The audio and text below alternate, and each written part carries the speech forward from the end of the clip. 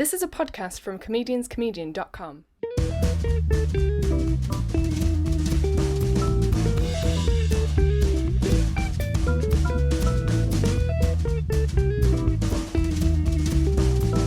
This is the Comedian's Comedian podcast. Hello and welcome to the 200th episode of the show. I'm Stewart Goldsmith, and today I'm bringing you a long conversation, 2 hours and 15 minutes or thereabouts, with someone who is one of the most iconoclastic, one of the most skilled, talented, pioneering, and certainly one of the most influential stand-up comedians in British comedy, in world comedy. This is Stewart Lee. Most years I do about 3 months on the circuit, if you know what I mean, from about April to sort of June, and I'll try and do 5-6 nights a week. And then I do get to see lots of new acts then. But there are so many. I mean, when I started doing it in 1989, there was only about 80 people doing this nationally.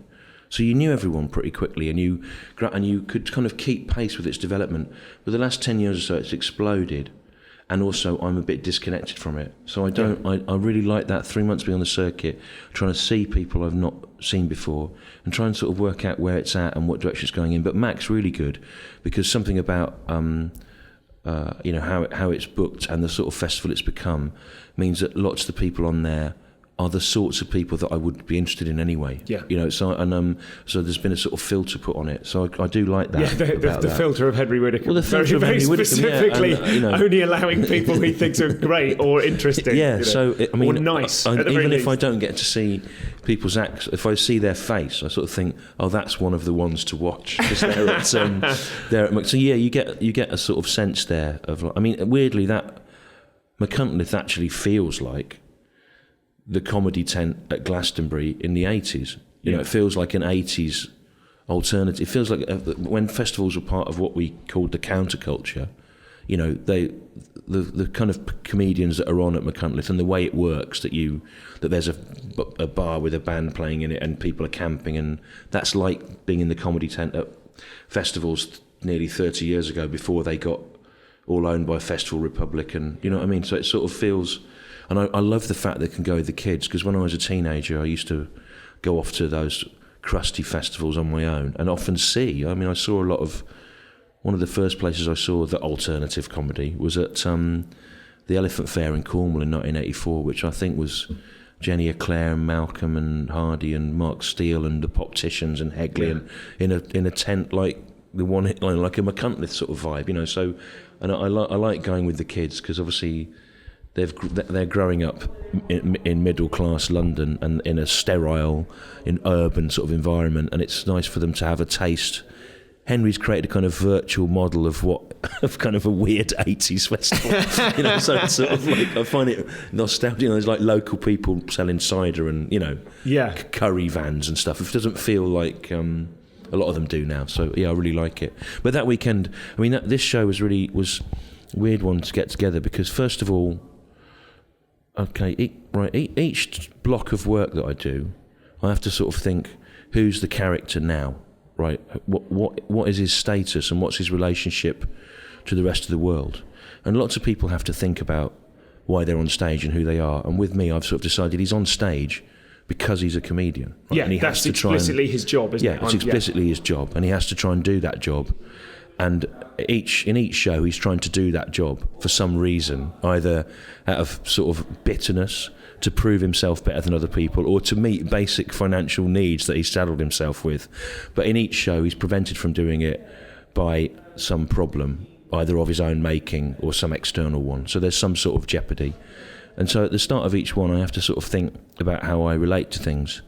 And the process of working with the BBC on Comedy Vehicle for 10 years has made that difficult but also interesting.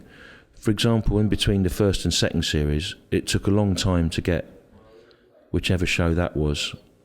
In between the first and second series and the second and third series, I think I did the tours that were Carpet Remnant World and If You Prefer a Milder Comedian, and they both took a few months to settle, because I didn't know where I was at the time, because the BBC didn't know whether they were commissioning or not commissioning a second and third series. So it was all kind of in limbo. So on the one hand, I didn't know what my status was. I didn't know whether I was this person with a secure TV job. Or had you been rejected? Or had you been rejected, which would have made it easier. Yeah, it would have made it easier. Yeah, and actually, partly why this one's much more lively than the last few, and he's a lot more sort of boisterous and bolshy on stage, because it's been cancelled, right? That sort of gives him... He's allowed to be cocky because it comes from a lower status position, So, and anyway, what had happened with this is, again, in May, I didn't know what was going on because it had been cancelled, which I didn't really mind, to be honest. But there were these sort of attempts to refloat it through some other. There were lots of people there that liked it who wanted to try and do it through some other department, or So it was all kind of. I didn't really know, and they couldn't really tell me whether, if they were going to do it again, whether I would end up dismantling this tour into parts of a series, which obviously means you have to write it with a really different rhythm because you're looking for 60-minute or 30-minute blocks or something. So that was all weird. And then it kindly finally went away. Actually, in the end, I had to sort of decide that just to get on with it, whatever they were deciding. And then June, I've made a joke out of it in the show, but in June, when the Brexit happened, I didn't do what Bridget did, which was Bridget Christie, my wife, which is she threw away her show and started again. But I thought, well, it does change everything because it's the beginning of the dismantling of post-war liberal democracy. And that's sort of the framework I've grown up aspiring to and understanding. And so I felt I had to sort of address it, which meant I had to create these sort of spaces in the show where I could do little bits about politics. And also I knew I wanted to keep it on the road till April next year because I see this as also a sort of chance to make some money out of it because I'm not selling it to the BBC. Yes, you don't have another... for a while... Weirdly, you make more live on the material than by giving it to the telly. And at 48, 2 kids, not in particularly good shape, you sort of think, well, this will be a debt-clearing one, So I had to write something that would work for a long time. So there were all sorts of sort of structural problems created by the need to keep it on the road for 18 months, the uncertainty and the politics being so volatile. You arguably have the best model, or certainly when the TV show was running, when there were more series in the pipeline, you had the best model, I guess, for how to be a working comedian in Britain. Really? Right. Well, in terms of you gig every night to a theatre that is near your house. In Leicester Square. 4 months of the year. Yeah, sure, absolutely. Yeah. But for those 4 months, that's like your kind of putting the show together time is like, if you look at what I'm trying to do at the moment, I'm doing a tour where I do an hour, which is last year's show, and in the second half I do new stuff, and it's very informal and stuff like that. Yeah. So I'm like, I've managed to find a way to preview new stuff to get it in. Yeah. You were doing like this incredible version of that where you were, looking at it, I don't mean cynically at all, but you were getting rehearsal time that was paid. And you didn't need to travel for it. It was like the pre-tour section, and then you were selling the results to TV. Yeah, in the end, I do think there's no way around it that stage time makes you better, and also, What I'll do in that 3 or 4 months at Leicester Square is play the material all sorts of different ways. Like I think the night that you came in was pretty I was being pretty hard with them and truculent. Other nights I'll try it with levity. I'll do sort of different things. And also if something goes wrong in the room during that 3-month period, I'll just run it into the ground and see what happens, because sometimes a really good thing will come out of that.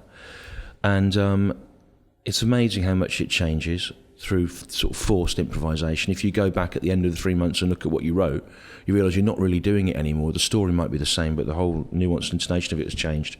The other reason for doing that is I've got a very sort of workmanlike attitude to thinking ahead, right? And I sort of feel like at the moment, while I'm still fit enough to do it, I feel I'm trying to consolidate an audience for the future. And I think that an audience has a much better time at the Leicester Square Theatre in a 450-seater room than they do at the O2. Also, I can break down the audience into little bits and play off different people's reactions, which is much harder to do in a massive room. And also at Leicester Square Theatre, you can do a longer show in a better room and charge half what you are obliged to at the O2 or Hammersmith, right? and also all those people will come back. 90% of them will come back and bring a friend because they've had a really great experience. Yeah. Whereas I do think the larger shows start to get quite passively consumed, and I've seen really good people at Hammersmith, and there's a lot of people wandering around and talking, and there's just something about the diffuse nature of it, right? So it's partly a thing about trying to play to as many people as possible in as small a space as possible, as is viable, right? So that if I do get to the point where I can only do 50 shows a year because I'm so old, and then when I do those 50 and 10,000 seater places, hopefully the people will come with you. You know, it's sort of sustainable from them. But and I like being able to charge less, and also it's not altruistic because there aren't the same overheads. I do no advertising, you know, so I see as much of the £25 or £20 as somebody does as 60 for somewhere else, but you haven't got the costs, you know. You haven't got to hire in a massive crew and whatever. So actually it's nice to be able to charge less because I've got this sort of stupid thing being of that sort of 80s post-punk indie generation where I sort of think people ought to be able to afford to go to things. And one of the problems I have when I periodically get involved because of my history with theatre to do commercially West End theatre things, and the talks inevitably break down at the point where it's clear that half the actors are going to be on terrible money and the tickets are going to be 90 quid and no one's going to be able to do anything about touts. So it's just like it's not worth it to me. You know? Is there a tension between you wanting to consolidate and retain and expand the audience of, say, the live shows at Leicester Square, and you wanting to be able to take risks and risk pissing them off? Yeah, there is. And actually, I wonder if it's reached its elastic limit, because I did 4 nights in Brighton on this tour at the Dome, which is about, I think it's about 8 or 9,000 people, you know, but one night, the Saturday night, there was just enough people in looking at their phones for me to wish I'd done one night less and they hadn't bought tickets, right? Because it just starts to feel like any show then where passive consumers have come in. And but you know what I do is I do lots of sort of charactery stuff in the first 20 minutes where he arrogantly says this is happening on his terms, it's not for the benefit of the public, and if they don't like it they should have gone to something else. And the whole persona is about, it's kind of take it or leave it to the audience. It's not really for them. So it would you feel like it would happen anyway, whether they were there or not. And so, which of course the opposite is true. Obviously I'm working really hard to make the night work, but because he can give off a level of indifference, I still think you can then sort of experiment.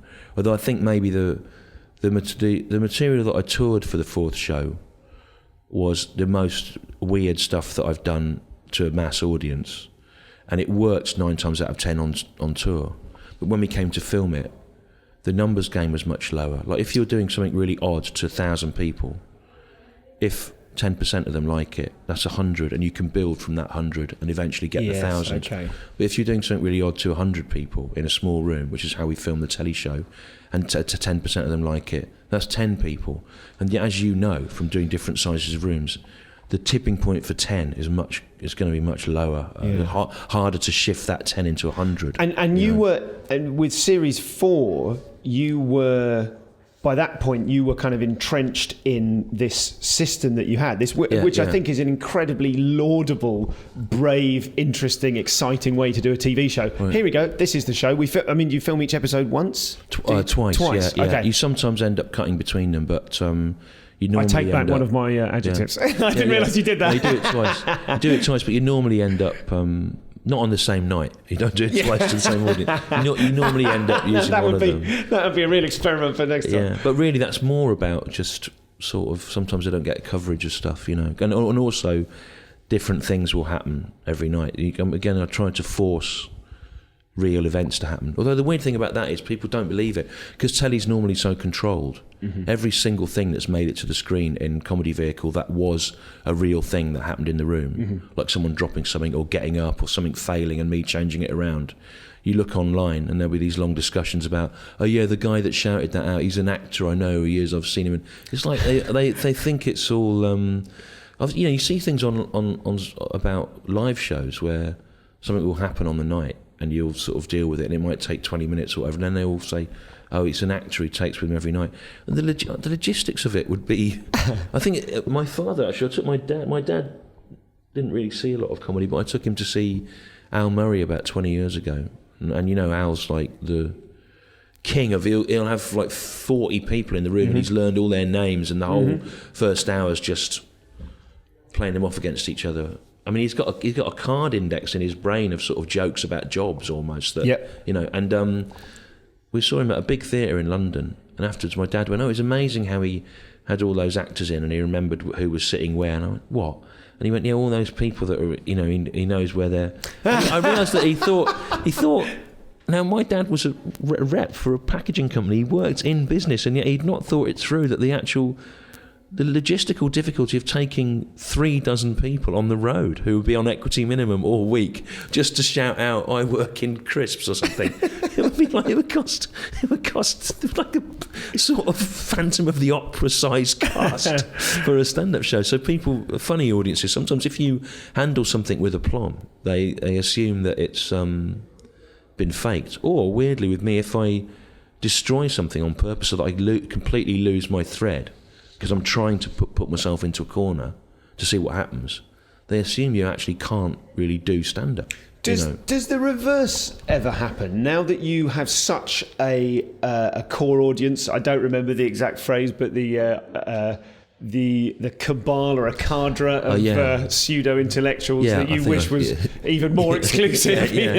But does the reverse happen, where people are so on board that you're taking a risk and painting yourself into a corner, you can't actually get out of it to your satisfaction, and they're going, oh, well, this is very clever? Well, two things happen there, right? One is that this tour feels a bit different to the others in that in a lot of places we play, the audience seem to become a character as well, right? Where they sort of respond to things counterintuitively in order to fuck me up, right? They'll sort of like really laugh at something rubbish, sort of sarcastically, to sort of so that I'm then annoyed with them, right? Because they like it when you're annoyed at them. Yeah, so that's become really good fun, and it's sort of quite hard to explain to people sometimes that they're sort of having a game as well.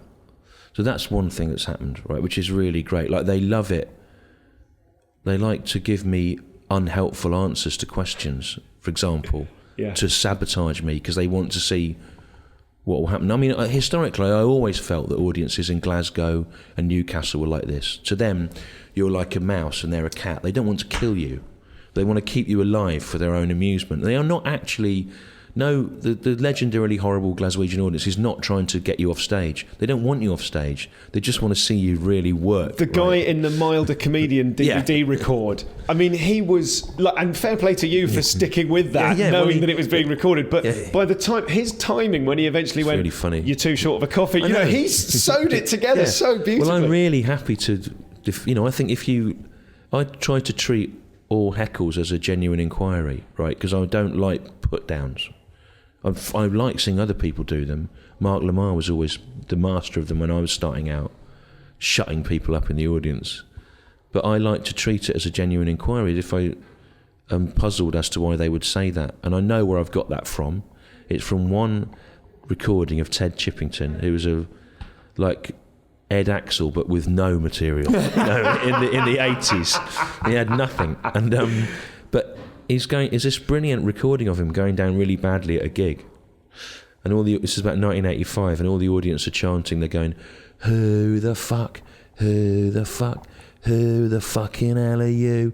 Who the fucking hell are you? Trying to get him off. And after each round of it, he goes, I'm Ted Chippington. Right? And he answers it. And then he's sort of going, I'm Ted Chippington for the third time. As if they're asking him. As if it's a genuine inquiry. And I find if you treat it as a genuine inquiry, then you're like low status, right? So all their hate is going nowhere. So that's one, or they're, and I'm quite happy in that recording of Martyr Comedian Glasgow to let that guy have the thing. It's for the good of the show as a whole, right?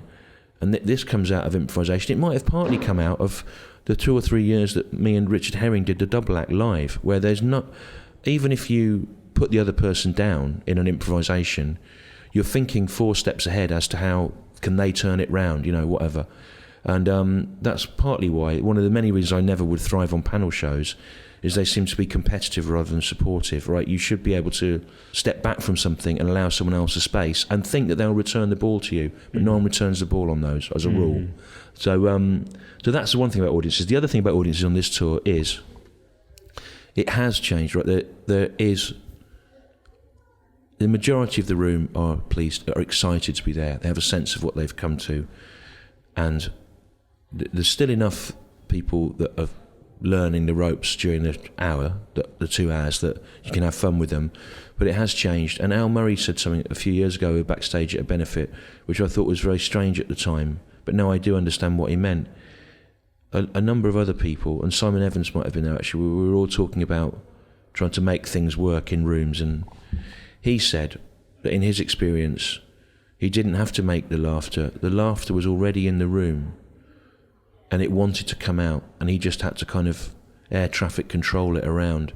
And I think that is an indication of a person who's accepted that there is such enthusiasm to see them that it's hard to fail, that they're just kind of, they are in control of how the success happens rather than, Is that like a sculptor saying the sculpture is already inside the rock? Yeah. I mean, with me, I go to great lengths to try and make it difficult, because I want them to feel there's something at stake, and I like to create some sort of narrative that isn't written but is about the evening being won somehow by the audience and me, sort of. And that's why this tour, I've got this thing where I open it in a counterintuitive way, in an extremely hostile way, about saying I'll break their phones if they use them, and it's very matter of fact. It isn't like a sort of opening line. It's partly to deflate the excitement that's happening, to like reset it to normal, to try and make it feel more like you're starting from a position of loss that's got to be won. But I mean, I do think it has felt different, this one, and it would be dishonest not to admit that. I mean, even on the last tour, someone caught it on a camera phone. There was a guy in Brighton on the last tour who hated it, and we ended up having a sort of 20-minute talk about it. It's labelled Stewart Lee destroys heckler. Yeah, but I don't do it. No, you don't at all. It's the worst mislabelling of a clip. That's one thing I don't like about all those destroys heckler DV videos. It's like, what I think now, as a 48-year-old man with 2 children, is that guy, he'd probably paid for a babysitter. Mm-hmm. He might have miscalibrated his alcohol. So he might not have been listening properly. Some word had triggered some annoyance that he hadn't understood. And really, it's how can you extract both of you from the situation that leaves you with a degree of dignity, right? Because he's made an error, right? He's made a terrible mistake, and you kind of don't want to. And a lot of these destroy heckler videos, they end up with someone just shouting, fuck off, bitch, as the woman walks out the room. I think it's really undignified. Horrific, yeah. There's one today, actually, a guy in America, like, someone chucked a glass at him for doing a joke about Trump. And he sort of handles it really well, except he tells her to suck his balls, which seems like a breakdown of the political discussion. But I've seen really great destroyer heckler events, Sure. But I kind of think the character of me also would just think, well, how can they possibly not like this? It's brilliant. What's their problem? They must have failed to understand it in some way,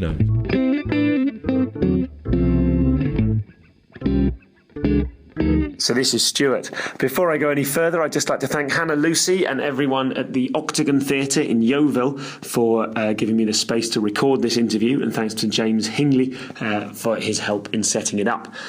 It's episode 200, ladies and gentlemen. It's a very, very long one, so I'm going to speak to you for the briefest of moments now and then very briefly again at the end. I'd just like to thank you all for listening to the show, for being part of it, for allowing me to record 200 episodes and listening to them such that it wasn't just me recording them and then uploading them to the great big bin in the sky, as we call the internet. I'll chat to you a little bit about it afterwards. I'm sort of a bit emotional, as you can probably hear. I'm really enjoyed this conversation. I think you should all check out, if you're interested in this show and the things it covers, none of you should not buy. Is that the way around? Everybody should get hold of a copy of How I Escaped My Certain Fate. I refer to it a few times in this interview, and I genuinely believe it's the best book about stand-up written. I really do. I think it's the funniest and the most in-depth, and the stuff that it's talking about is the most kind of vivid. I mean, he's an incredible writer on the page as well as an incredible performer, and I cannot recommend it enough. I really think that as the blueprints of a thought process, it manages to be completely comprehensive and utterly enthralling and very, very funny itself. And I think if you read it, you'll get a sense of some of the line that Stewart likes to tread or feels compelled to tread between the tone of kind of slagging off people who are friends of his and the tone of the slightly more arch persona that we describe in this conversation.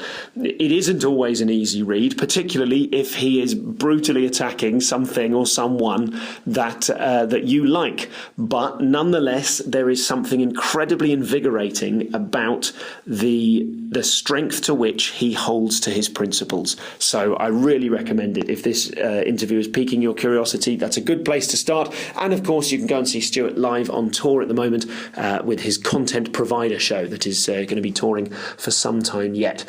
To my own tour, very briefly, I'm thrilled to tell you that I've sold out not only a lovely little room in Harrogate, but also a great big room in Bristol. That's the first time I've sold out 200 tickets in Bristol. It's completely filled, and it filled 10 days or 2 weeks before the show. That is of enormous personal pride and satisfaction to me. They're tiddly numbers by the standards of some of my guests, but that's still pretty legitimate, guys. And thank you to all of you who are coming along and supporting my tour. Harrogate sold out. It was beautiful. There are still tickets available in Shrewsbury, Glasgow, Darlington, Newcastle and Leeds, and then it's off to Melbourne, so do come and see me in Melbourne. It's just the 1 hour of the show. I'm going to do 2 live podcasts there as well. All of the details at comedianscomedian.com/tour. And then it's time for the second leg of the tour when I get back after Australia. I'm going to the West End Centre in Aldershot, which is filling up fast, so do jump in quick if you're near Aldershot. I will be at the Secret Welsh Comedy Festival. Pop in if I'm there. I'm also doing a live redacted, non-recorded podcast there. The Royal and Derngate in Northampton, the Junction in Cambridge, the Lescar in Sheffield, which again, it's a small room and I think that'll sell quite well. Chapter Arts Centre in Cardiff, the Old Town Hall in Hemel, Warwick Arts Centre in Coventry, which is always close to my heart because I did so many young people's theatre productions there as a kid, as a teenager. And then finally, tickets are really shifting already in a way that really excites me for the Soho Theatre Run in London. That's from the 30th of May to the 3rd of June. All of the details, comedianscomedian.com/tour. And if you'd like to donate to the show, then please do so. I'll read you a very quick email from a listener who says, I've moved up a level. I've booked tickets for Soho on Tuesday the 30th and I'm bringing my wife and 2 grown-up kids. I don't know about you, but whenever I book something online, I look for a discount. I used the Vera code as you instructed and saved £10. I've been racked with guilt all week. I have a reasonably good job. What a lovely description. And I realised it was you who was missing out. So this is Dan. Dan goes on to say, I've just donated £20 as penance for being bad and trying to cheat you out of your money. Now, Dan, everyone, I mean, what a wonderful email to receive. Lovely. Listen, if you're bringing you and 3 other people to the show, you're not cheating me out of anything, nor are you if you simply listen to this show and share it with a friend. I don't want anyone to feel guilty, but I do want your money. So, Dan, I'm happily accepting that. You too can sign up to support the podcast with a regular donation of, for example, £2 or a one-off donation of, for example, as much as you like at comedianscomedian.com/donate. No hard sell. It's a spirit of celebration now. with the remains of episode 200. I can't wipe the smile off my face. I can't believe it's been 200 episodes. Now, let's get back to the always interesting, sometimes divisive, very, very funny Stewart Lee.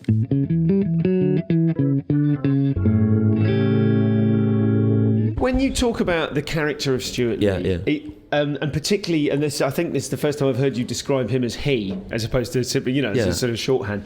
It reminds me of Vegas, talking about, Michael Pennington talking about. You know Johnny what? Vegas. Right?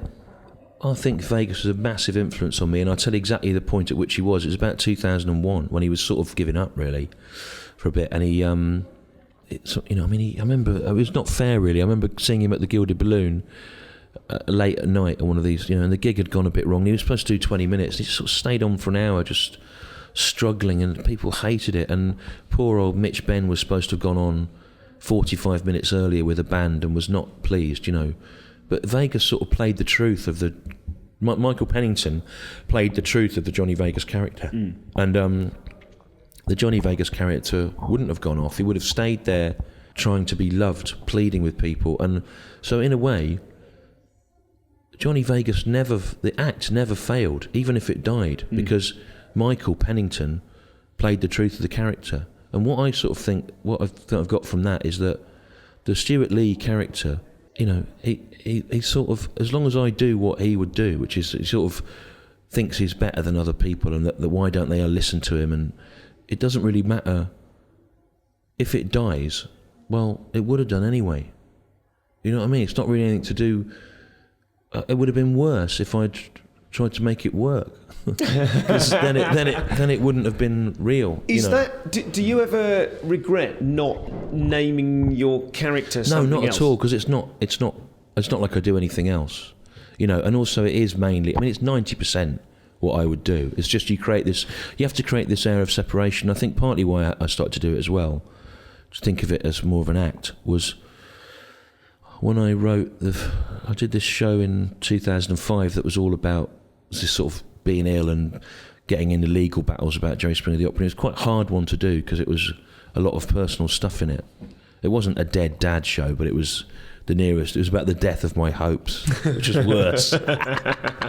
But I did that about 40 times, I suppose. That's about as popular as it was then, maybe 80 times. And then I realised you can't really, unless you're a method actor, you can't really break your heart every night on stage for real. You just can't do it. Especially now, I might get the babysitter at 6 and I'm on stage at 7. There isn't time to go into a Stanislavskian cocoon of. So you have to kind of create a way. By which you mean that the tension is real? Is that like part of the? That's a thing that you can create. When you're just on stage after the babysitter. Yeah. You can make a real. You can make a real thing, and you can fabricate the emotions, but you can't actually live them, which is what I used to do 10 years ago, 12 years ago. I can't really do it now. And it's also, the other good thing about thinking of him as a character is he does things that I sort of wouldn't do. He'll dig himself into a hole. I know the way out of it, but he'll dig himself into a hole, and I let him do that because I think, well, I can probably get him out of it later on, right? So, and it's kind of a way of having a different voice involved in the creative process. I sort of split it in my head and think he sort of says things that I would never say as well, because I'd be worried about the consequences, and he sort of like let him do those, and then you kind of try, the other part of you tries to pull it back or point in different. So it's sort of like you have to sort of.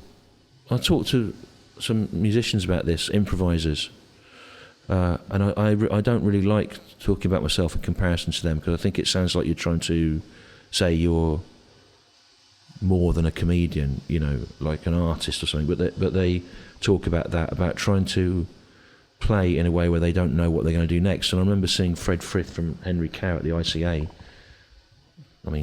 For 27 years ago, doing guitar improvisation, and someone kept trying to take photos in the audience. And I've probably written about this, so I do tend to use the same anecdotal examples. But I've done a lot of homework, and I'll flag when I recognise them. But he said something about could they stop doing it, because he was trying to forget where he was, and they kept reminding him Yeah. You know, and that is difficult now with cameras. I mean, there's this thing in the news show, or I do the voices of lots of people complaining at me, and it's just the same words over and over again, and like, you can build it, you know, and it's really... But the other night, someone in the front row was on a phone, the phone rang, and they ran out, and it just sort of took me out of it, and I couldn't get back into it, and then I had to just say to the audience I said what that bit normally does, but it won't tonight because that phone rang. It's gone, you know, and everyone was like laughing about that, but you kind of... It is difficult, and you know, it's not the same now as doing club sets where everyone was drinking, and there's bits that have evolved because they were in the controlled space of the theatre where you can assume you can plug away at something for 10 minutes, you know. One of the things I'm really interested in is whether the character of Stewart Lee, just that little ability to step back from it, helps you improvise. Oh, God, because I find that when I'm like, I need to try and lose myself in a thing, and I often do that at the expense of pace. Like, I've got to throw myself in and get giddy in order to make creative leaps. Yeah. But you seem to be able to hold your nerve for an incredible amount of time. And I wonder if part of that is due to being just a little step back. Yeah, I think it's sort of... I'm almost amused to see what he'll do, you know. So, yeah, you know, but you sort of notice it with. I mean, there's this musician I really like, Rocky Erickson from the 13th Floor Elevators, a '60s Texan band, and in the '80s, '70s, people went, "Oh, he went mad." You know, he was given electric shock treatment. He went mad, and he thinks he's an alien, right? I often think, did he? Or did he just get fed up of being interviewed and like decide to say that he was from Mars because it was easier than having to talk about his life again, you know? And so that's a thing. Actually, the other day, someone was talking to me about, would you like to do this project? It was hosting it was a while back actually, it was about hosting a sort of satire thing, and I can't do that because I can, if I do like an arts thing for Radio 4 or something, I can do that as me now, but I can't.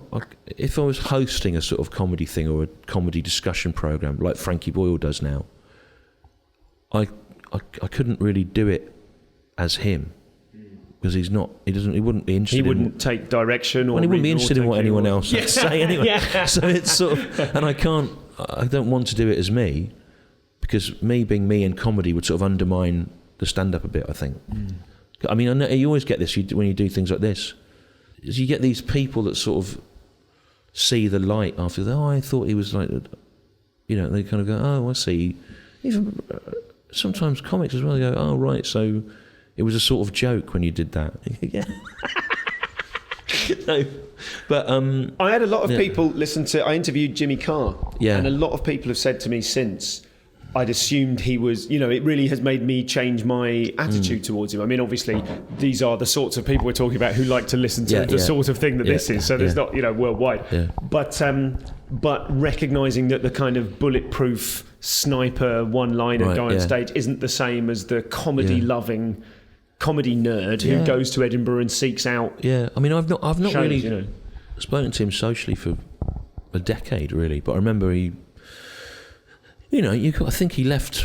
I remember doing a gig at some arts centre in Exeter about 20 odd years ago, and he was the open spot support act, and he gave me a lift in a, you know, performance sports car because he was still working for Shell, wasn't he? He was head of marketing or something. So you've got to think he liked comedy enough to leave that. But I think he had a business-like plan for comedy, though. Sure. I think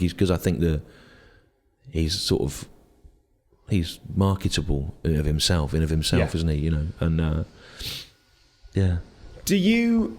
Obviously, you have to live with the consequences of the decisions the character makes on stage. Well, you know, in the same way that I think the split with Vegas, and I've not had him on the show yet, I'm sort of talking to him about it, but from what I understand, the sort of allegations of sexual assault from one woman when he was being I was at that gig. Oh, you were there? Yeah, I was at the side of the stage watching it, and he never touched her, but he made it look so. It was convincing enough to cause.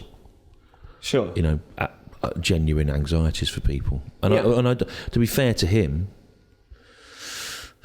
I think it takes a while to realise that you're now famous and that that things happen in an echo chamber in a way they didn't used to, and I have to think all the time, if people just start speaking to me, I have to think, oh yeah, everyone's a broadcaster now, and it'll go on Twitter, or you have to think.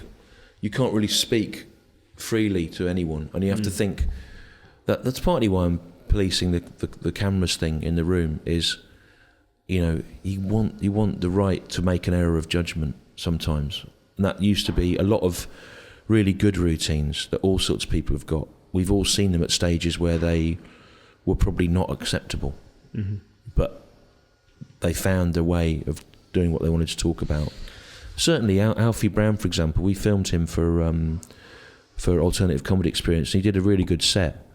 But what I felt about it was, without the context of the people being stuck in that room with him, you wouldn't really have been fair on him even to chop it into bits, because it was so. The things in isolation were so inflammatory, and over the course of 15 minutes they balanced each other. But we couldn't really have run it like that, so it was sort of, that's. Do you know if that was ever communicated to Alfie? Because I know the bit that you mean. Yeah, I don't know. I can't remember what bit he did.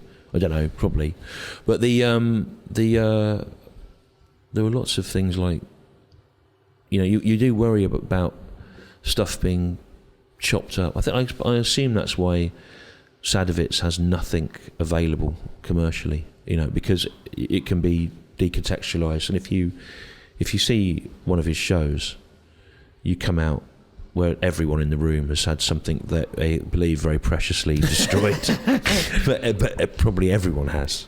So it's kind of like it's very fair in a weird way. You talked in How I Escaped. When you keep saying the character, it's not really. When I say the character, I suppose what it is there's a sort of performance mode that helps you to amp up things about you, the best and worst parts of you. And with me, it's paranoia, envy, bitterness, self-righteousness, intellectual snobbery, and having a chip on your shoulder. And all those sorts of things are... And a sort of sense of social justice, and sort of like a fury about it, that while acceptable is also hand in hand with a kind of self-righteousness, right? So all those things are pushed up, but all those things are true of me as well. But I amplify them to make that work on stage, and whereas actually in day-to-day life you try to control them because they're not acceptable ways to interact with people. So it's not like a character like some pub landlord. No, well, yeah. I mean, no, not even as much as that. No, but it's but it is. But I'm aware that you might think something. You think, well, you can't. Oh God, I've just thought that. I would never say that. You think, well, I could say it on stage because there's the connection to the thought is much closer, and that's partly people want to see.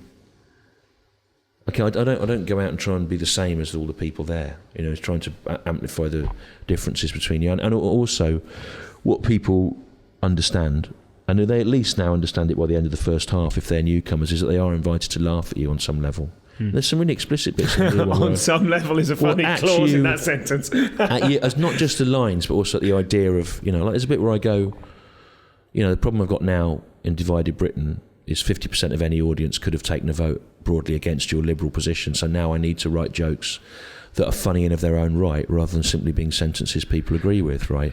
And most of the audience laugh, and you can sort of feel as a minority of them going, yes, I expect that is difficult for you, and I've said that to make this funny. Yes. I'm saying I know that is the perception of me, so I even say, which is a whole new area for me. Then that topper usually makes the other people laugh, who are sort of smugly thinking they'd caught you out by not realising that what you'd said was incriminatory in some way, so...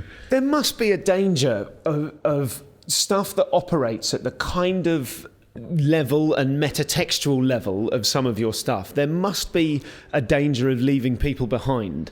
And I would imagine that some of those people you're happy to have left behind. Some of them, and some of those people you are thinking to yourself as the operator, as the performer, as the writer, you're thinking, is there a way to bring those people along? Well, this sounds awful, but we've all been in environments where the experience of the thing has been ruined by the people there, right? And I went to see Patti Smith at the Roundhouse. And it was much better in the old days when she was still forgotten and did smaller rooms, because there's people literally standing in front of me with iPads filming it all. And then they put them away and just start talking to each other. Like, and I know Kitson has mega policed his audience, to the point where a member of the public says to one of us, "Who's your favourite comedian?" I say, "It's Daniel Kitson. He's all comedians' favourite comedian." And they go, "Well, he can't be very good because I've not heard of him." And you go, "No, that's why he's good. That's exactly why. Because you've not heard of him, so you've not been there ruining it, like making it worse." So, the arrogance of people to think that they, so he's got to the point, where he can crash the National Theatre's website.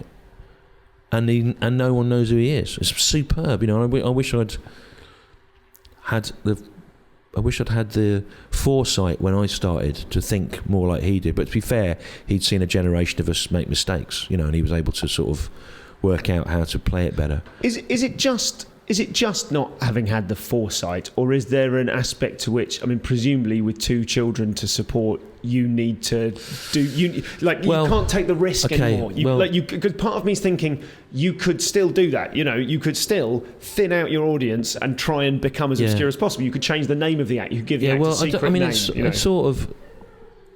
A couple of things about that are, I'm expecting a dieback from the crowd now, and I've kind of done the maths on it. That's partly why I've done this tour for as long as I can, to as many people, because I think if I tour every 2 or 3 years until I'm 65 and I lose 20% of the audience on every tour through not ever doing telly again, then that will be just enough to get me through to then die. So that's one thing. The other thing is, my generation are very lucky in terms of being able to make choices about how we choose to operate, right? Because if you're approaching 50 now, if you were a student, you didn't have a 30 grand debt. If you came to a population centre like London or Manchester to try and do stand-up, you could probably live in a squat, or you could at least live in a shared house for 25 quid a week. And if you were me, you could get the second job I got in London was I did freelance research, fact-checking for a publisher. It was flexi time, and I did it for 18 months in increasingly small amounts every week until I could flip over to getting paid for circuit gigs and still make a living. That job today would be an unpaid internship where a 22-year-old would be grateful for the experience of working with publishing. What's happened in comedy, and this was pointed out to me by that guy. He did Last Comic Standing in America. Matt Kirshen. Matt Kirshen, yeah. He put it very well to me recently.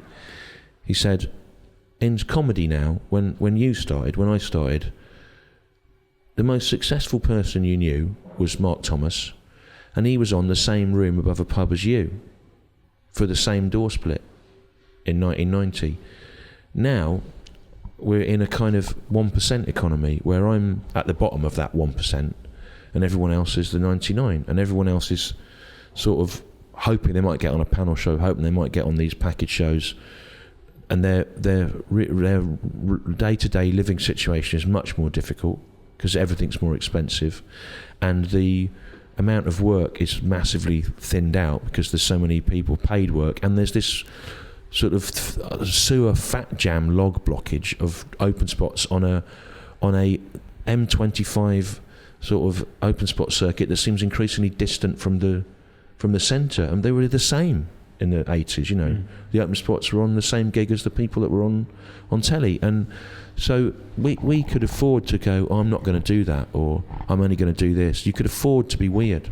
You could afford to do it because you weren't under the same economic pressure. And I have to remember this because sometimes when I look at 20-something comedians, they seem to me to be desperate. They do loads of social networking. They have to kind of, it's as much about, they spend as much time, it seemed to me, about self-promotion and networking and marketing as they do about getting an act together. And then I have to remember why that is. And why that is because they're not able to live in Peckham in a collapsing building for nothing and be sort of airily and loftily ethical about what they will and won't do. It's like the free markets chop the legs out from under that. And in a way, it's true across the board of all sorts of things.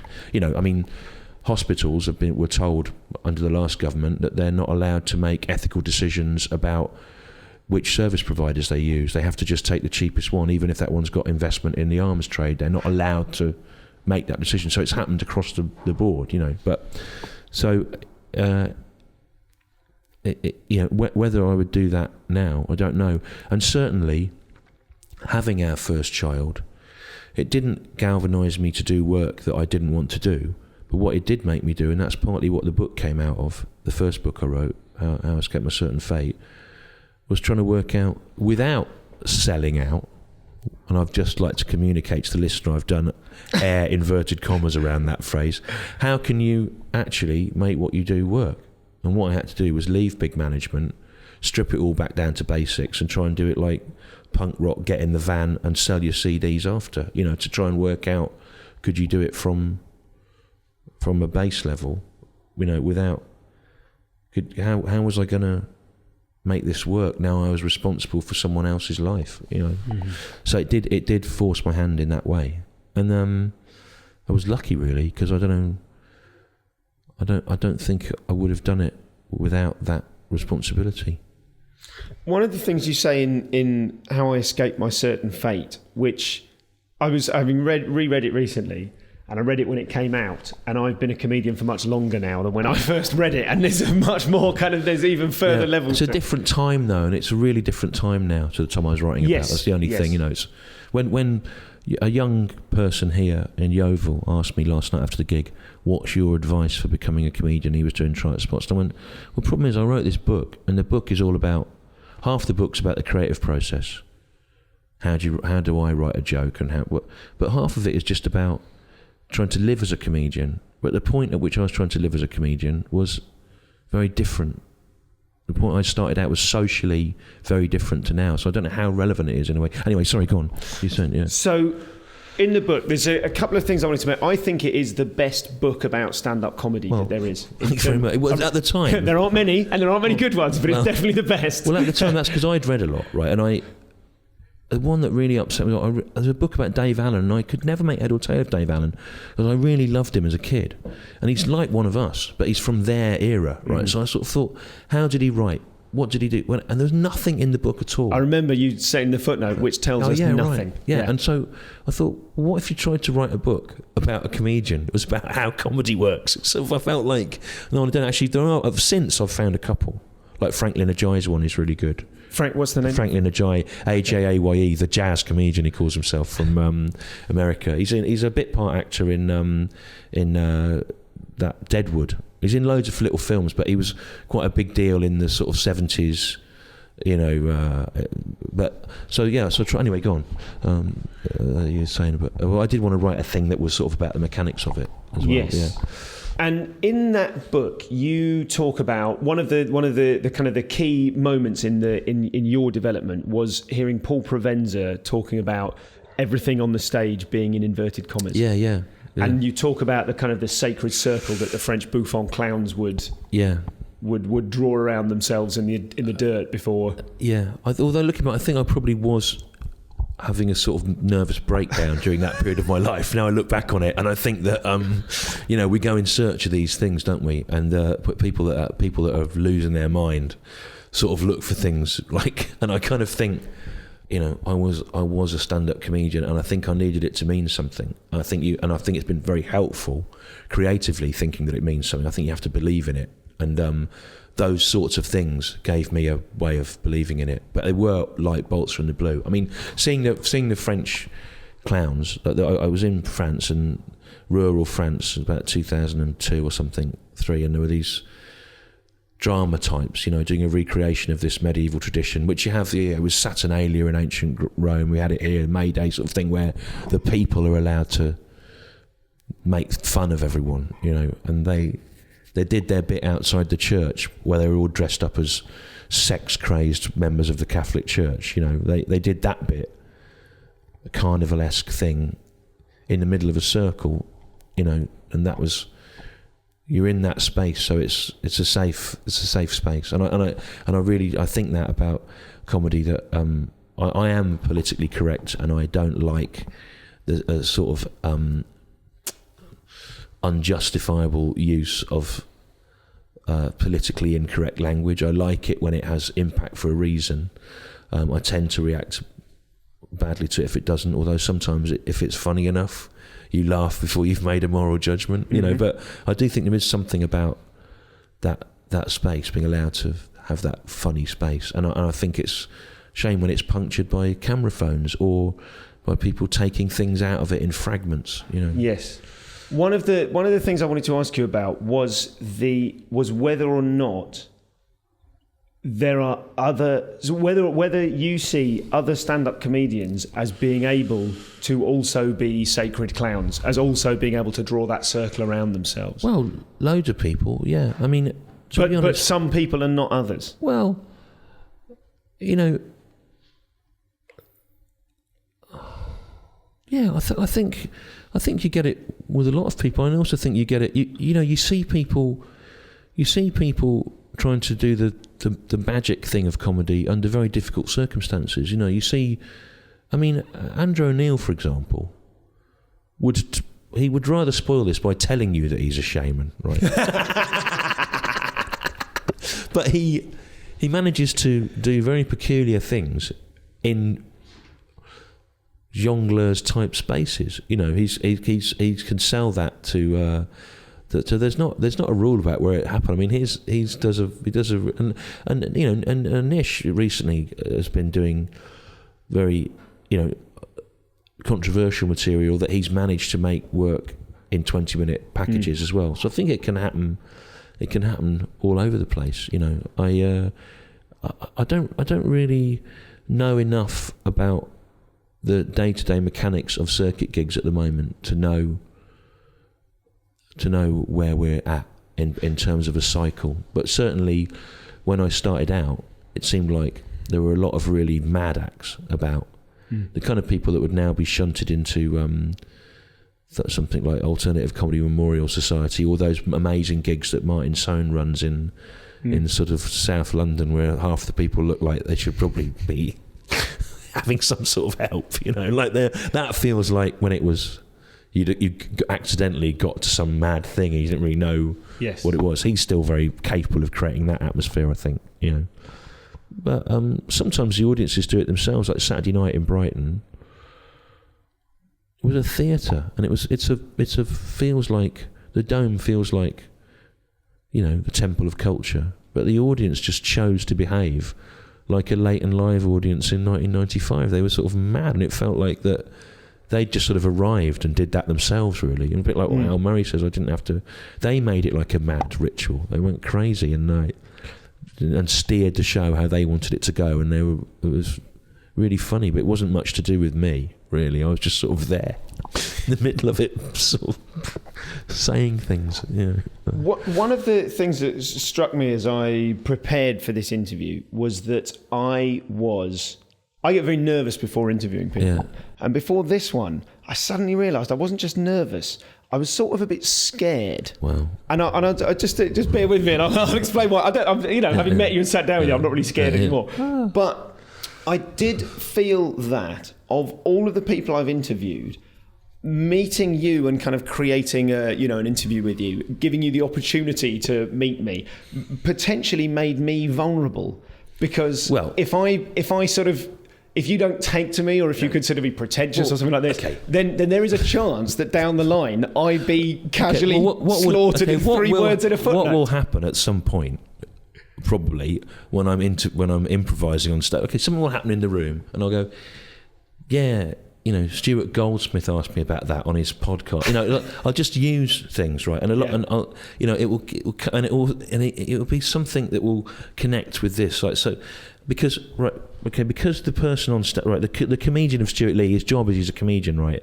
So his immediate frame of reference for understanding the world is comedy, right? You know, there's loads of people like in the 80s, 90s, a big thing that happened was suddenly there were lads doing the circuit and they would talk about football or pornography, and that was, everything would be filtered through that. Or, you know, you get people there, what's their angle? You know, and mine is that he only knows about comedy, right? So his sort of frames of reference are comedians and things like that. So it will probably come in, but it won't. It doesn't. It's only because it's in the sort of threshing machine of things that he knows about. So often people that I would do stuff about, or things, I actually quite like them. You know, like I do a lot. If something surreal happens in the room by accident, I'll go with it until it's really not working, and then my escape route is if I'm talking about a whale in a hat doing a conga or something, I'll go, you'd fucking love that if Noel Fielding was doing it, you stupid twats. If he was here, you'd be going, oh, brilliant, surreal. With me, you're going, I'll say it's easy to do stuff like that. Oh, a bat's gone to hospital and things like that. You know,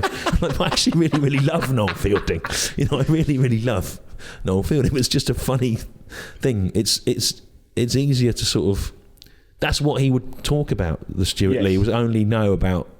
Yes. He makes out he's sort of dismissive of it. He's obsessed with it and sort of with what people, and he knows all about it and stuff. So it's always, you know, and actually you even find yourself, right, there's an interesting thing I've found you can do is you can completely change the energy level in a room by choosing to walk like different comedians, right?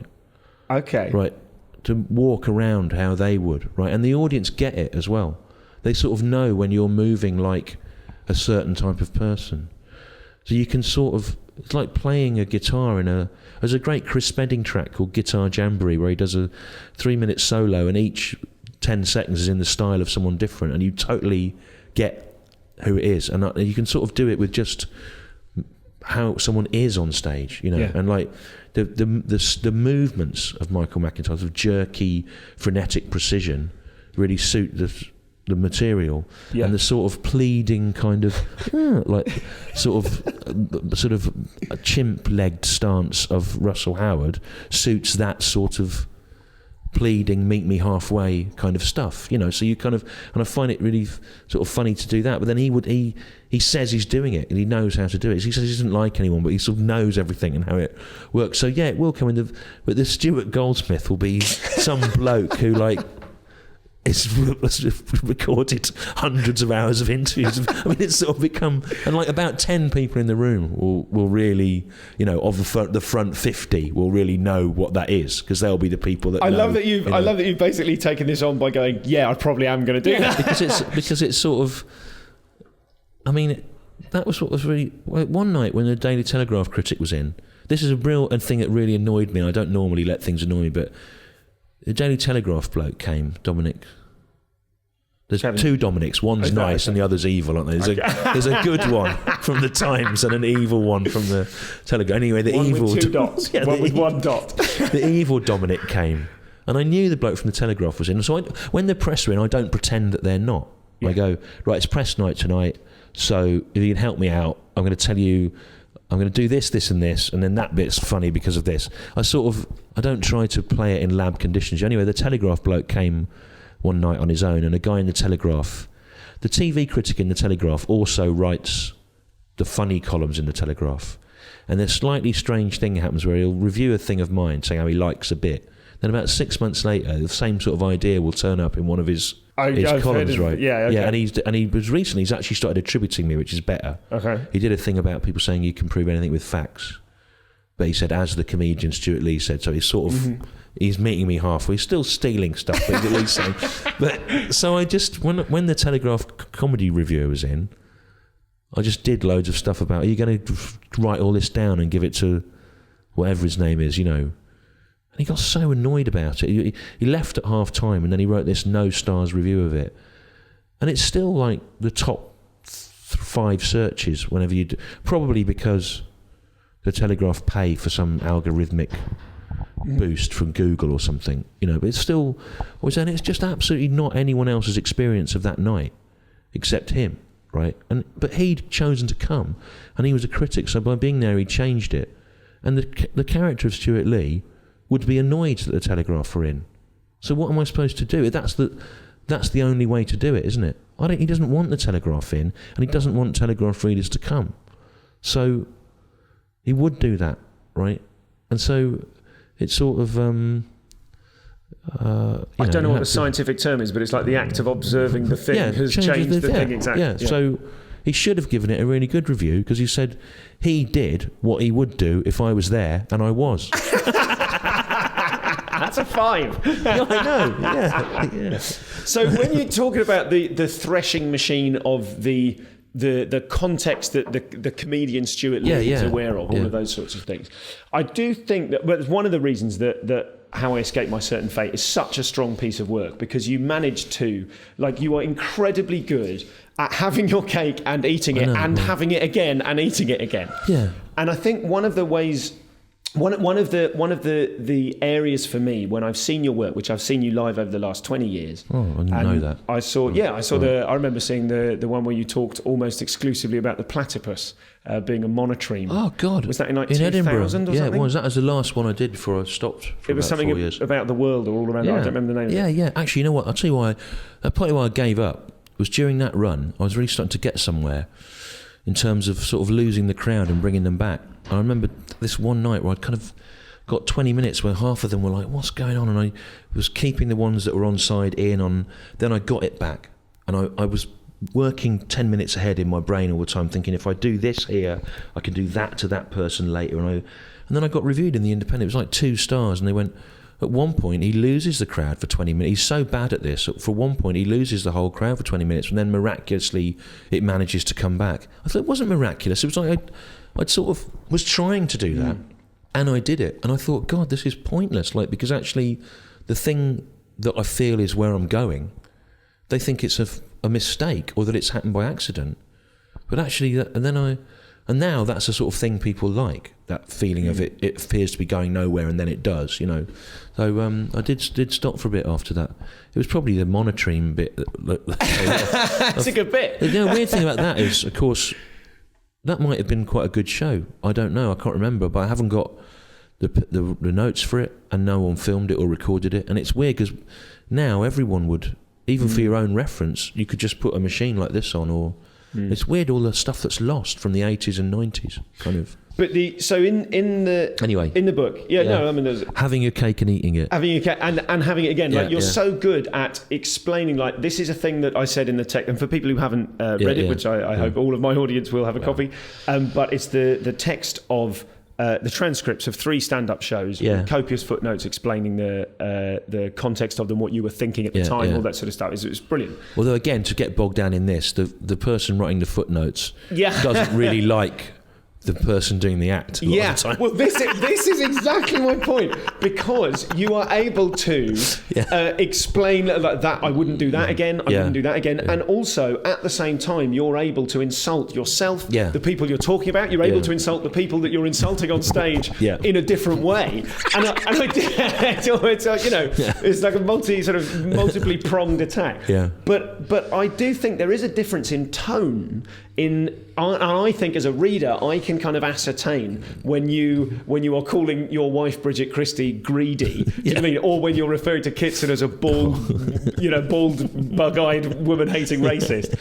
There is a difference in tone when you're slamming someone you clearly love, and when you're doing a longer bit of material which is in inverted commas, which is about a figure in the public eye, or maybe another comedian. And it's interesting to me, and I think you are aware that it's fascinating and unnerving to the comedy circuit, if that exists, the comedy community, if that exists, the difference in tone. Now, in going back, I've just been swimming in your stuff for the last month, and I really Thank you, by the way, because often you kind of, when you do these, you just sort of think. I got interviewed by James Naughtie, who'd clearly never seen anything I've done, and was basically working off Daily Mail reviews. So it was really hard to say. You couldn't even really do the interview because all these basic premises were fake news, fake news, sad. But anyway, go on. Yeah, sure. So you're aware of the implications and the consequences of letting the character Stewart Lee go for it. Yeah, well, there have been situations where I love doing Galway Festival. Yeah. And and I like what I mainly like. I like Kevin, who promotes all those gigs in Ireland, and I love the room. Yeah, and I love the rooms in Galway. I love the Roisin dub there, and and then what I like to do in Galway is go off on my own, and I go because all the pubs have these amazing musicians in them just playing, and I like to get a pint of Guinness and some Irish whiskey and sit there in a kind of days imagining that I've connected with my ancestors. And I really, really love Galway. And I did a gig at Galway a couple of years ago, and then it was during the comedy festival, and I went in the bar immediately outside the venue, and there was someone I know there who I really like, but it was with this sort of friend who was really drunk, and it was a bit hard work. Then I thought, I'll go up to where the comics are, and then another one told me everyone who was in there. And they were all people that I'd done like jokes about, and I thought, I can't really go in there. It'd be really awful. And I had to sort of go off like on my own because I couldn't wander around because I just couldn't really face it. You know what I mean? So it's funny, like you kind of you can become. Sometimes it's sort of difficult, but other times I think I don't really understand it because like there's people that have done a thing about me or whatever that I think it's funny, I don't like it when stuff's sort of made up about things I've not said or whatever, but I don't do that. The things, I mean, there was a funny thing where I was doing this sort of parody of how Russell Brand talked about racism. And the good thing about doing stuff for the BBC or DVD release is obviously it gets checked by lawyers, so they go through everything really carefully. And actually, there's something else interesting about this, but so there's, for example, certain times I've quoted Cameron or whatever, and they've gone, he didn't exist. 2 words are different, and they have to, you have to get it, you have to turn everything around. So it's not quite as funny, but it's accurate, for law. Anyway, there was this thing I'd made up of Russell Brand saying racism made his winkle go small or something. Yes, yeah. And they said, you can't say that because he didn't say that. And when it's like a parody of, in a room, people would have understood that. So then I did this thing where I cut in this interview with Johnny Vegas where he's really having a go at me about how I misquote people and lie about people, and I end up saying that it doesn't matter that he didn't actually say it because the essence of it is true, and that it's up to me to decide what should. So I build myself up as this arrogant character saying that my jokes are more important than the truth, and it's obviously like it does 2 things. It has its cake and eat. It covers the legal implications of the misquote, but also makes you can have the funny joke, but then you make it a character joke about the arrogance of me, the writer, thinking that I'm at liberty to misrepresent people for comic effect. And but there's a clip of that floating about on YouTube, and there's all these pricks underneath going, Vegas has seen through him, he's called him out on what an arsehole he is. And like before the thing, I said to him, you just really got to go for this, right? And don't let me off the hook.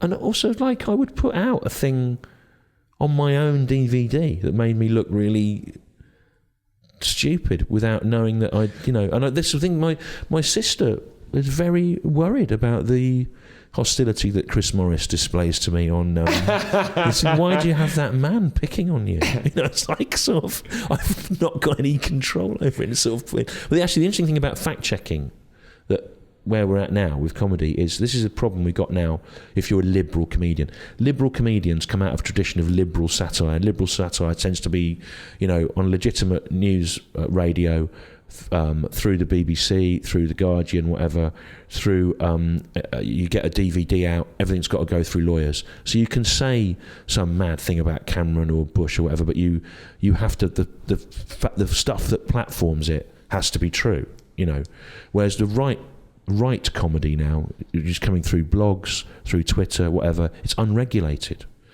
So there's no sort of they're not accountable in any way, so they can be much more extreme and attention grabbing, people like Milo, what's it, because they're not going through these conventional channels that we've all come through where a sort of joke about an issue would be fact checked on some level. The BBC have been very on that, were very hot on that with me.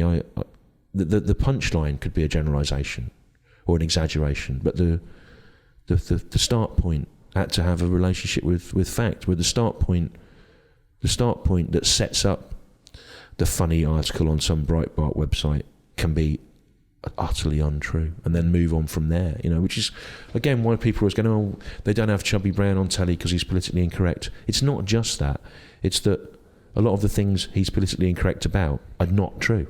So if he says there's 10 million, there's 10 million Islamic immigrants all living on benefits, and then a funny thing about them, the first bit's not true. So he needs to find a factually accurate way into the funny bit about how they wear their hats or whatever he's doing, but it's so, it's sort of, so what is all those things, they do eventually get run past people. I mean, that thing I did about James Corden and Graham Norton, I did a thing in the last series where I'd gone to the BAFTAs and I was beaten by a chat show. I was really annoyed about it. The weird thing is I had won a BAFTA the year before, but I didn't mention that because it wouldn't have worked for the... I had to... And the thing about James Corden, the reason I did that about James Corden, this thing about James Corden, he's always saying how much he likes me, but he didn't stick up for me at the BAFTAs and he should have got the BAFTA off. Yeah. Graham Norton. What? Right. James Corden was always, was saying in interviews that he thought was really great, and people at the BBC were saying that he'd told them that he wanted to really like my show and everything. And I used to do this bit on stage, but I cut it for time in the end. I was at the King's Head working out the stuff for that series in Crouch End, and Pete Graham said to me, oh, just so you know, James Corden wanted tickets and he's rung me up and I've let him in. And I went, oh, well, where's he sitting? Because if he's like in the audience, it'll really fuck it up because everyone will be looking at him. I mean, he's just sitting in the dark in the corridor bit. And I thought, well, I don't want to talk to him because it'd be awkward for him as much as anything. And also it'd be weird for the audience. So I just sort of pretended not to notice him because I didn't want to have a conversation with him. But I had to squeeze past him 5 or 6 times in and out of this thing. Then that's what made me think it would be funny to... Because I know he really did like me. He'd come to this circuit gig, so I thought it would be really funny to moan about him liking me and to say that he'd let me down by not fighting Graham Norton and stuff. And apparently he was upset about it, but I thought he would think it was funny.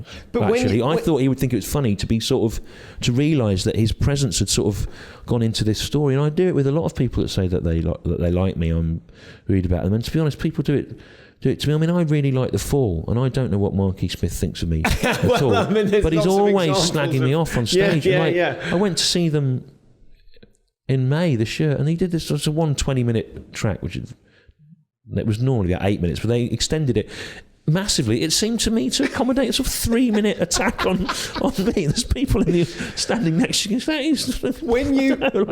It made me laugh, to be honest. I thought it was funny. You said that you had the opportunity to talk to James Corden in that moment, and you didn't want to. Yeah. Is that kind of the crux of it? Like, you could have just popped in and said, hello, mate, I know you like me stuff. I know, but I'm going to do some stuff. It's much... Right, the problem is, right, that if you're in the world of them, you can't operate as freely. You can't operate as freely because you're sort of compromised by your relationships with people. In the same way as like a comedy critic can't be friends with comedians. So in a way, you have to make a sort of lonely life for yourself, because he wouldn't do that. Really, the person on stage wouldn't do that. He would take it as a sign of their weakness that they had come to see him, wouldn't he? And does it compromise the person on stage if you have said hello to James Corden? Because he would be vulnerable to James Corden sitting in the audience and going, that's not what you said on stage. I know. You have to keep out of it all, and you have to keep out of it all. But it's true anyway. Is that lonely? Do you feel in terms of the comedy community, you're sort of self-ostracised for the higher principle of being able to do the work? Yeah, in some way. But also it's awkward now anyway. It's difficult. I don't think I'll do circuit gigs again, which I'll miss, and it's awkward for all sorts of reasons, and one of them being something that's crept up on me, which I never realised, which is if I do a circuit gig and everyone else in the room at the back is 27, it's just awkward. It's like the teachers turned up at the sixth form disco and they don't really know. I feel like I've ruined it I've ruined their night out by being old or by being you. But both. by being me and old, and for years people saying to me, "Oh, I did a gig and all the acts sounded like you," and I was not really aware of this. And I think it's changing now anyway. But a couple of times I was on, and there'd be someone on who was exactly like me. I thought, well, that's really weird. And particularly about 10 years ago, it happened that the first person on did me exactly and moved around the room in the way I would. And I thought, you know what, right? You think you're homaging some... But the problem was, at the time, I was living in a one-bedroom flat over a shop, and the critical acclaim of me was massively disproportionate to my earnings, as it was until fairly recently, to be honest. And yet I thought, you can't just do me, because I need to do me to make a living out of it. I can't have everyone else doing it and like watering it down. That was weird. I mean, that's one of the markers of being so influential. I'm sure Kitson thinks the same thing when he sees someone do observational comedy about emotions. It's hard for them though, because a lot of them try to do him. And in the end, sometimes not even knowing that they're trying to do it. It's just that's what comedy is. That's what the best stuff is. You have to stop, because to do Kitson, you have to live Kitson's life, which means no one wants to do that. No one wants to do that. So it's hard. It's it often provides a gateway for people. Yeah. But they tend to do different things. I felt I'd slipped up when I sent you the second to last email I sent you, and I was we were trying to organise a meeting, and I said something about different profile, and I talked about the nerds that listen to this show coming and talking. I said, I've got so much easier than you. That they come and talk to me, and then leave disgusted in their hubris of having spoken to a person. And as I sent it, I went, oh God, that's a bit Stu, isn't it? That's a bit like you talk, because I've grown up listening to you. Well, I mean, you have to just. It's just a bit like what I find now is being around. I have to be sort of presidential. You have to be really careful. You don't say anything that can be. Like I was out the other night, and I actually bumped into some people I knew who work in comedy, and they were all laughing about how they didn't like one act. And then another person there was from a big agency, and I thought, I can't appear to express any opinion on this. Yeah. Actually, as it happened, I thought the act they were talking about was good, so it didn't matter.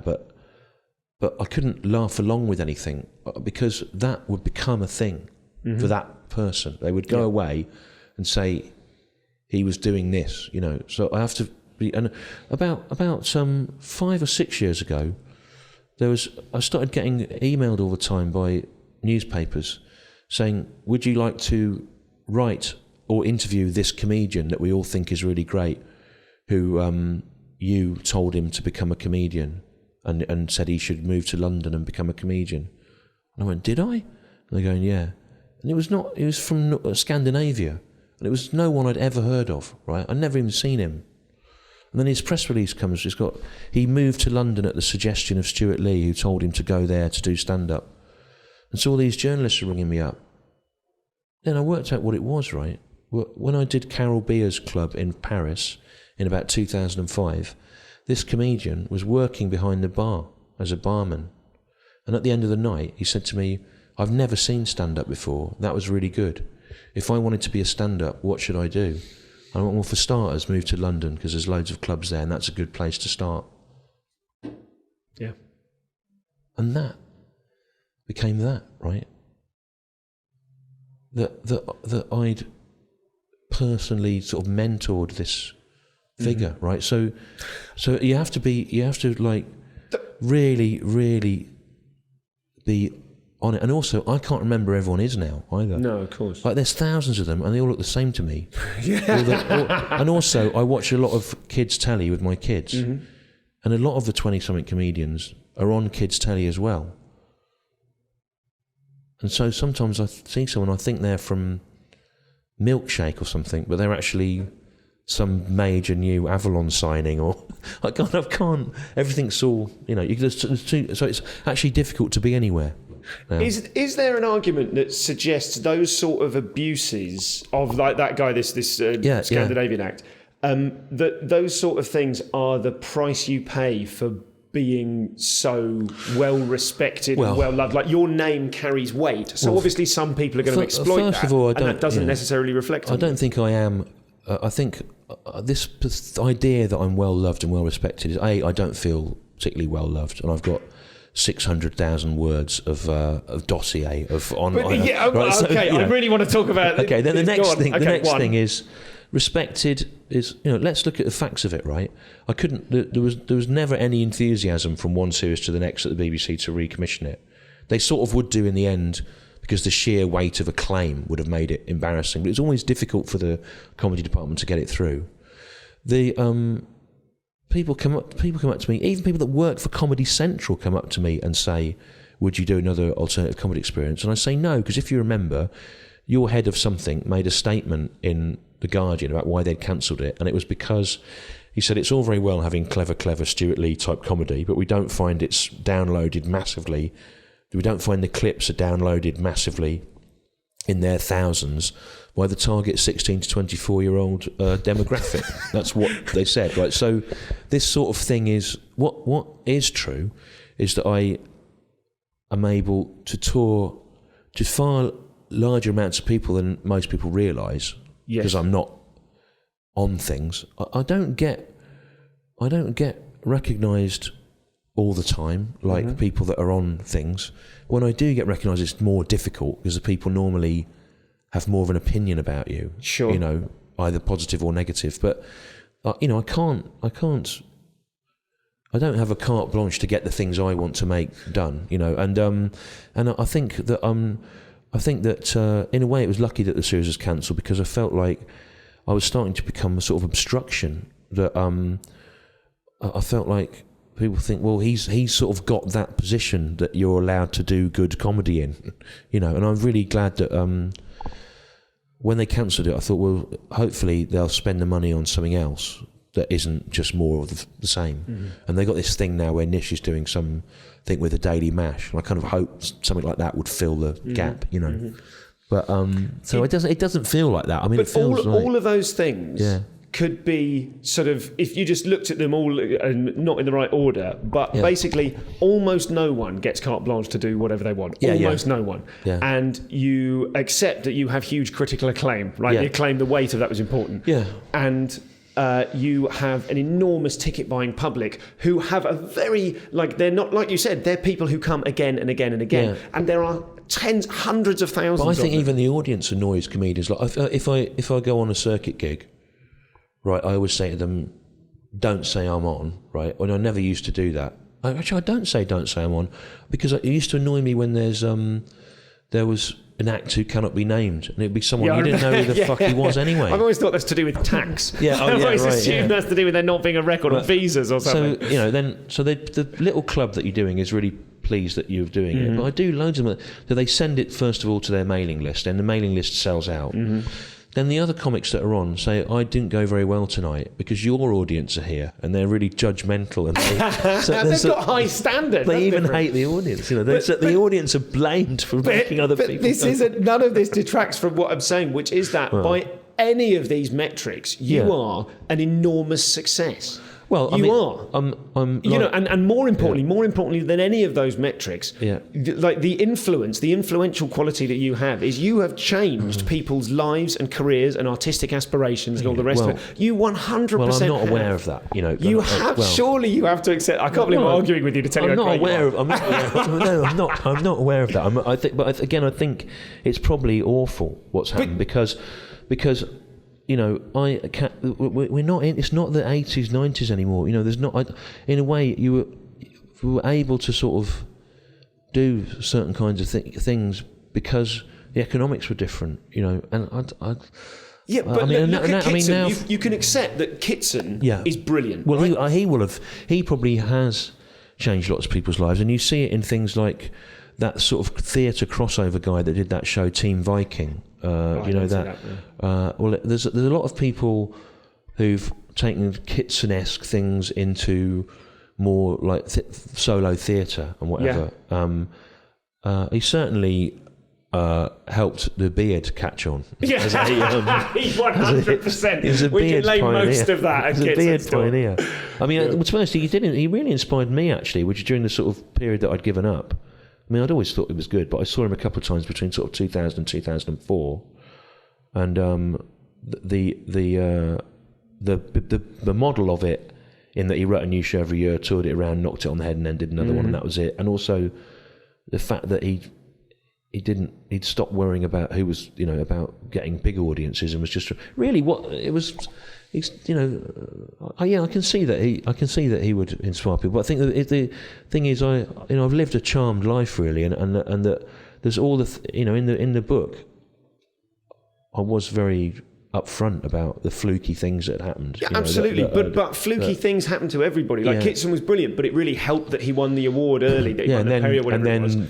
Rejected it. And then rejected it. Yeah. So it's the roll of the dice. Who wins? Maybe 6 people get nominated. They're all great. Yeah. But he still might not have won it. Everyone's got flukes. Yeah, but you know what? The thing about a Perrier doesn't always mean. No, absolutely. Winning a thing doesn't.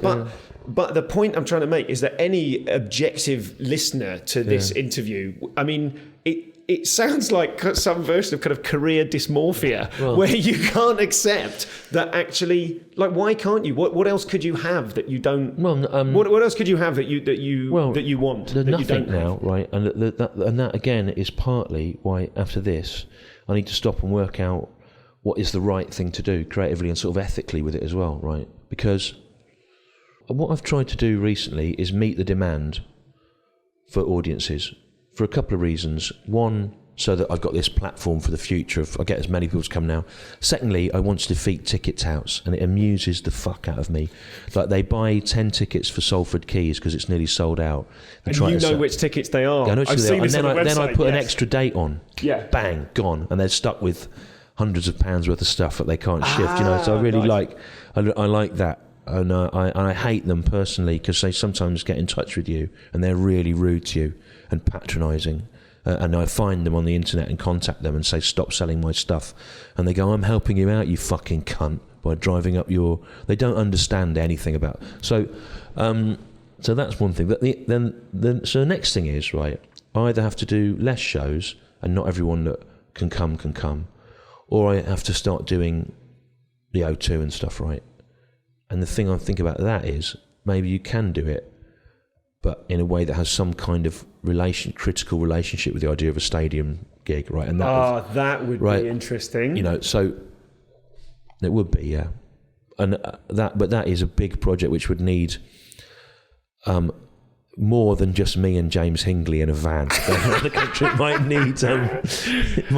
We got a set. The thing about the shows with sets is I always think, can James Hingley get them into a white van? Because I like to keep the touring unit small. And again, it's not just about being mean about money. It's also about the dynamics of being on the road. It's much easier you have quite good fun with 2 people. Sure. But beyond that, it becomes like you're some people's boss and you've got to decide who's having dinner and, I hate it. Yeah. So you could kind of do an arena ironically. Yeah, I think so. Well, I think you put something else on the screens, like... I don't want to talk about it too much because I understand. I've got ideas for it. But then the other thing that's happened is there's some sort of thing of like, can you do stand-up on telly but not have it commissioned through comedy departments, because they seem to be...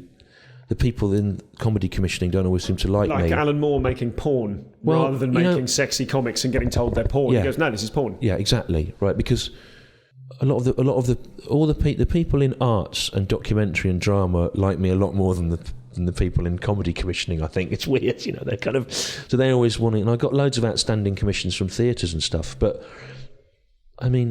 where people have said you want to develop... there's like 5 really top places have said if you want to develop work you can, but really I like stand-up, and I also... You know what you're saying about Alan Moore saying this is porn, right? Okay. Dave Gorman did an interesting thing years ago where younger listeners won't remember, but Dave Gorman is one of the people that changed what stand-up could be in Britain. And he started doing long-form shows, but they weren't what Sean Hughes or Greg Fleet had been doing, which were narrative-y things. They were almost like documentary comedy about an idea, and he'd support the images with slides or, found material. And then that sort of became a thing that lots of people do. Suddenly, 5 years later, it was to do with the technology as well. Suddenly, 5 years later, everyone was firing images off a laptop and blah, blah. But he found it useful to insist that venues around the country didn't bill it as stand-up comedy, because even though it was, he felt people come in with a different set of expectations, right? What I've tried to do is the opposite of that. Is some of the things I do steer perilously close to performance arts or theatre, right?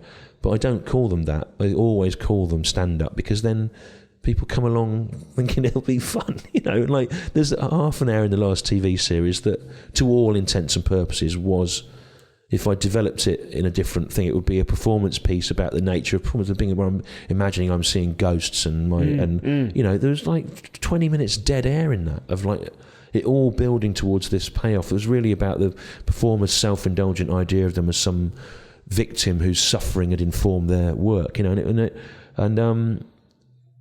it was interesting trying to do that to people on a Saturday night. That's more interesting than doing it at the ICA, really. It's sort of, can you do it in this place? If you did manage to, like, what would be a marker for you? Do you think there is a marker? Is it possible that you will do a thing that makes you go, that was a success, or I'm a success, or that kind of... This show is different to other ones.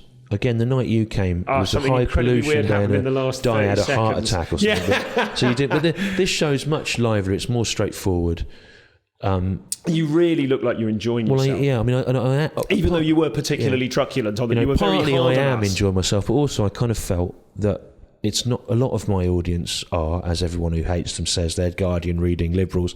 They're having a bad time at the moment, those people. Their values are being trounced. The society they feel they've voted for and worked towards is being systematically dismantled. I didn't feel like it was necessarily the time to spend an hour attacking their values and then 45 minutes of the second half attacking my own. Yeah. I felt like it was time for them to have fun, right? So this show is different to this. It's not a step forward, it's a sideways step into a different kind of thing. So yeah, it does feel worth doing because it's changed. Whereas the fourth series of Comedy Vehicle, quite deliberately, although I've seen this said as a criticism of it, was an attempt to take all the things I've been doing for the past few years to an absolute extreme level, and whereas this is different. I think that one of the exciting things about next time I do a stand-up tour is the world will be different. Can you be sort of ironically un-PC in a world where being un-PC is actually the dominant political narrative? I think people have got to think really carefully about that.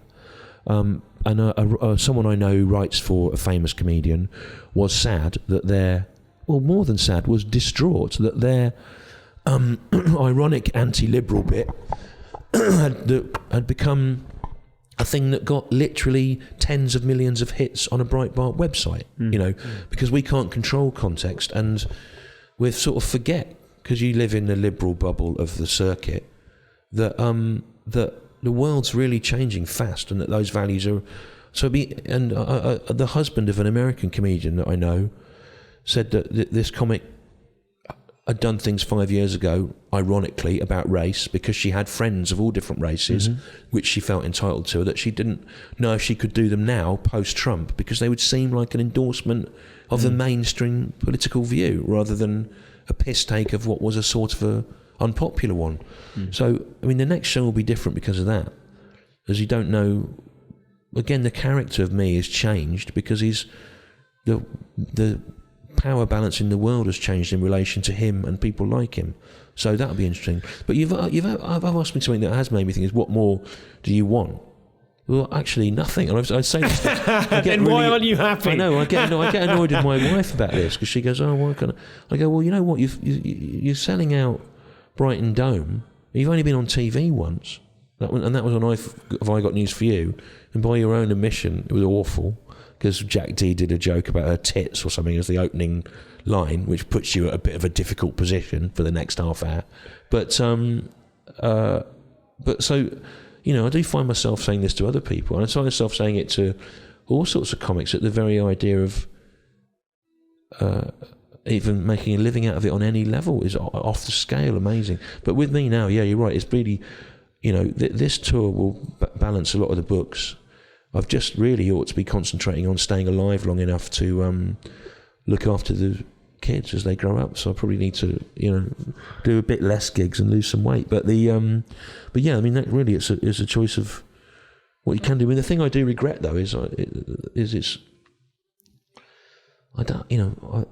hard to know what's going on in comedy now, because you can't be incognito anywhere either. You can't. And if I think, I'll just pop down to Soho Theatre and see this show that's on for 3 nights that everyone said that was good in Edinburgh, it's like, he's come, and it's sort of like you can't kind of you can't get a handle on it, and you can't sort of. And if you make a list of 50 people you think's good for a magazine, the 750 you haven't mentioned are annoyed, even though there's like, even though you've gone through all sorts of, so it's sort of, it's difficult. And the other thing as well is what to write about, because I don't have adventures anymore. I mean, Phil Nicol wrote a lot of great shows out of having adventures, and he was able to extend the period of adventure that normally ends in one's life about the age of 35 well into his late 40s. He had adventures. I've never been the sort of person that really has adventures, and a lot of my crises in my life now are about the children's relationship with their school, or with experience of being bullied, or they're about our relationship as a family with people we have to interact with. And you can't really write about those, because I don't think it's fair to bring other people. If I write about someone else now, then it's not like when I was just doing it, in a cellar 30 times to 50 people. People will see it and they go, then it's not fair on them. I don't think it's fair to leave a sort of trace of some emotional interaction with some person who maybe didn't know they were becoming. I do have issues with this about a lot of these confessional shows. I worry that in 10 years' time you're going to think, oh God, I wish I hadn't changed that person's life by making them the focus of something, So things don't happen to me, and in a way it doesn't matter in a way, because the act it's about, he's trying to be a comedian, so there's always the struggles of that, but it is increasingly difficult to know what to write about. And I think this sort of global political crisis will maybe have something, but I don't. There are things that happen to the kids that I would love to write about, but I can't, because they're in schools, and it would be about their teachers or their. Although in the comedy vehicle last series, a lot of things that were happening to my kids reminded me of things that happened to me, like being kicked into urinal and urinated on at infant school, which I'd forgotten about. Unsurprisingly, I'd managed to suppress that memory. And then I thought, you kind of end up writing about them by writing about yourself, in a way, because they make you think about things, but I just don't know. I have a very happy marriage. I'm not about to get divorced or have 10 minutes about that. Everyone that I'm really close to who could die has died, so there's no, which is very thoughtful of them. They've not left me any. I've not got a great my relative's dead show up the road, so it's weird. So in terms of where it could go next for you, in terms of what you want from your career, are you professionally happy? Are you satisfied? Yeah, I mean, I am. It really, I mean, what has changed it is the kids are getting to that age where you need to be around for homework, and so I won't do a tour like this again. Physically and in terms of family responsibility, I just can't do it. I won't be away for that many dates, so I don't know exactly what sort of show I'll do next time. I remember Lee Mack saying one of the reasons he liked doing the sitcom was he didn't have to tour, and because he had a family.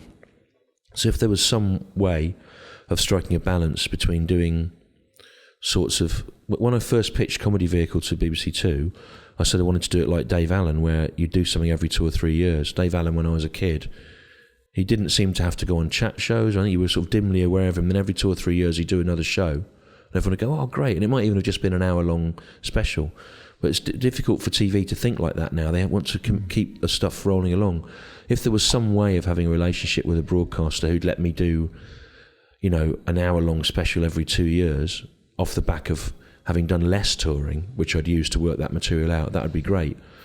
But on the flip side of that, with the kids being when the kids start to be teenagers, I would like to be forgotten to the point where I can still play to audiences, but I'm not talked to by people. It's awkward for them, you know, and sometimes they get treated differently because there's a sort of perception that their parents are comedians or something, and I'd sort of like that to go away, and I'd like to be... They didn't really know that we were until kids at school started telling them, you know, which is confusing for them, because my son cannot understand how I can possibly be a comedian. He thinks it's genuinely... He saw a bit of me once and just couldn't understand why anyone would... I've got some friends who are hippies who said to me recently that their 12-year-old has just realised they're poor. Yeah, it's like I know. It's. I mean, I remember that happening. I remember a kid of a friend of mine realising that, and them having to explain. Yeah, it's weird when kids realise that things. I mean, obviously, realising you're poor is much worse than realising that your parents are comedians. Well, is it? But there could be some... because often the two go hand in hand as well, which is even worse, you know. But, yeah. You mentioned regrets earlier on, and you just mentioned more recently the idea of being not exactly ostracised, but kind of excluded by design from the community. Yeah. And obviously that you must have noticed that start to happen. Yeah. And you must, I would assume, have decided to pursue the principle rather than wind it back in. Okay, there are times when it's been useful, and I regret the collateral damage, which was, for example, after the second series of Comedy Vehicle, it might have been the first one, the head of comedy said that at the moment they weren't going to commission another series, but it might help if I were to become more of a BBC Two personality,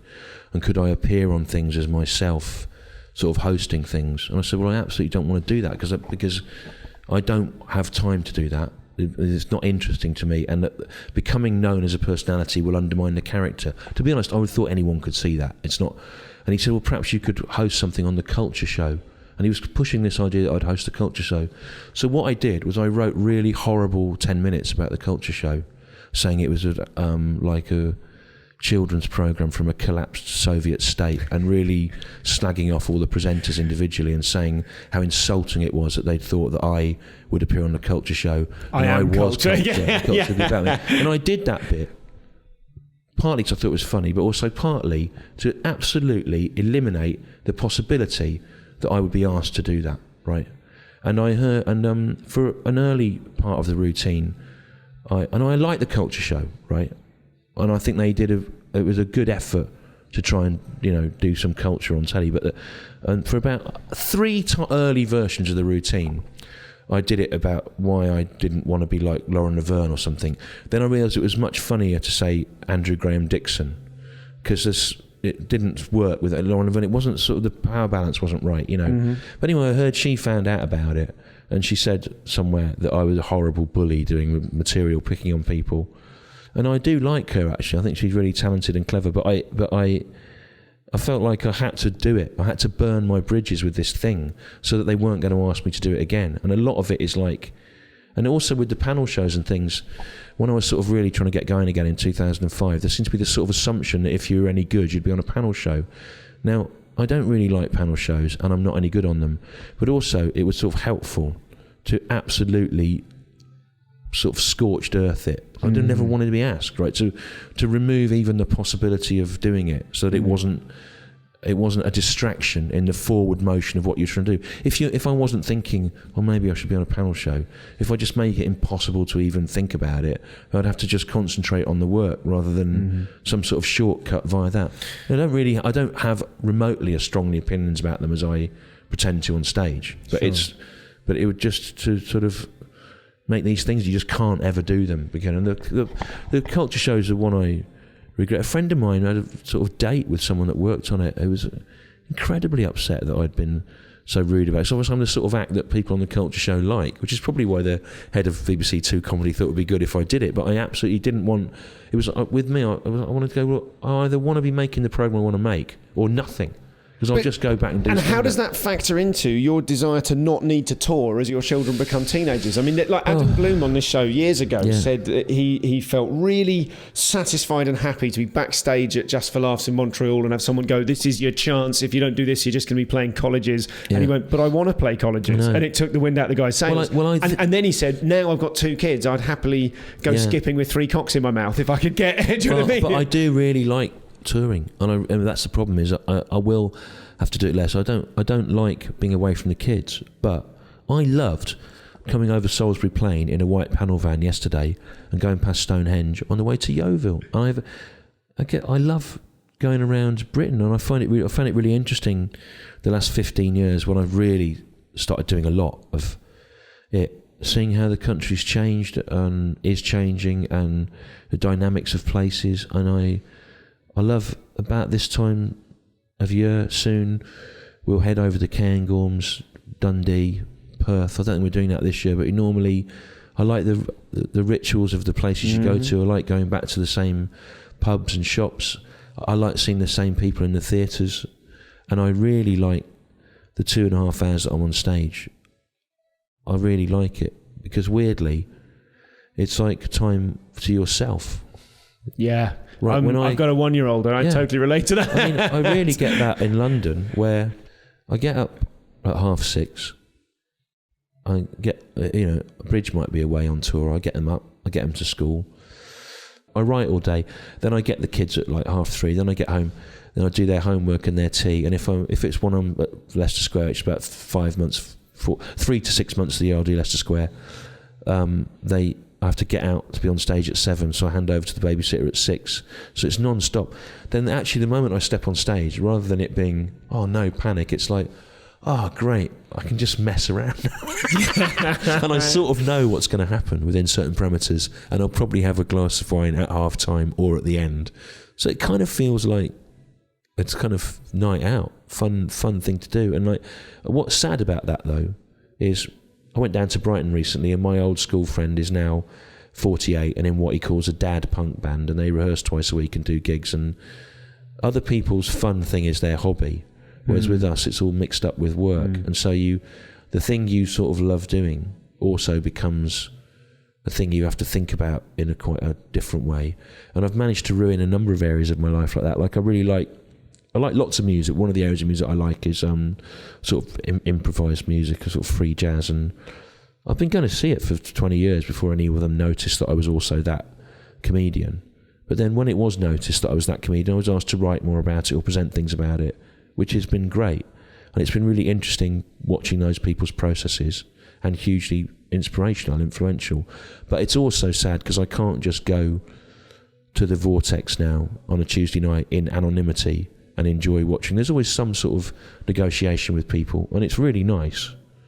And I've met people that I'm on speaking terms with that are sort of my heroes, really, and it's weird, but also it's like you're sort of in it now, and it was nice to it's nice to have things that, I went to Rome with the kids, and one of the things that I've always wanted to look at was the Temple of Saturn, which is where we get the ruins of the Temple of Saturn, where we get the idea of the Saturnalia from, which was another comedy thing, the Roman week where the peasants could dress as senators and all norms were reversed. So I was quite interested in things like that. So obviously it's a ruin now, and I was just sort of, the kids were waiting at the bottom of the hill, which was nice of them, because I wanted to have a little moment with the Temple of Saturn. And I was sort of looking at it on my own. This bloke sort of stood in front of me, sort of looking at me, and he went, "Are you Stewart Lee?" I thought, you know what, I'm going to say no. I said, "No, I'm not." I thought maybe he'll just leave me alone, just so I can look at this. But you accidentally said it using the voice of comedian Stewart Lee. I said no. And then I looked, and they were down the hill, hiding, taking photos of me. And I went, "Oh, don't do that, you prick," But as I said that, I thought that's also funny because they've got a much better anecdote now than they would have had. I give them a really good anecdote. Yeah, and in that particular place. I know. Yeah. And I am aware that is a funny thing you can do, is you can give people not what they wanted, but something else that's sort of better, which is that you were horrible to them. Although now, actually, when I get stopped, suddenly this last few weeks, I've tried to be really patient to everyone that interrupts you, because I feel like the world's getting so nasty that it almost feels subversive just to be polite to someone. It feels. I saw this guy about. There's a charity shop in Camden that I walk past every day, and for years I've been looking at the bloke behind the counter, thinking, I know who that guy is. I couldn't place him. He was about 60 odd. And then one day I got out of the car there with my little girl, and he came out of the shop with a dog on a lead, and my little girl started talking to the dog, and he started talking to her because she was being nice to the dog. And then I went, I know who you are. You're Nick Knox from the Vibrators, a 70s punk band. He goes, yeah. and I went, my rubbish band supported you in 1989.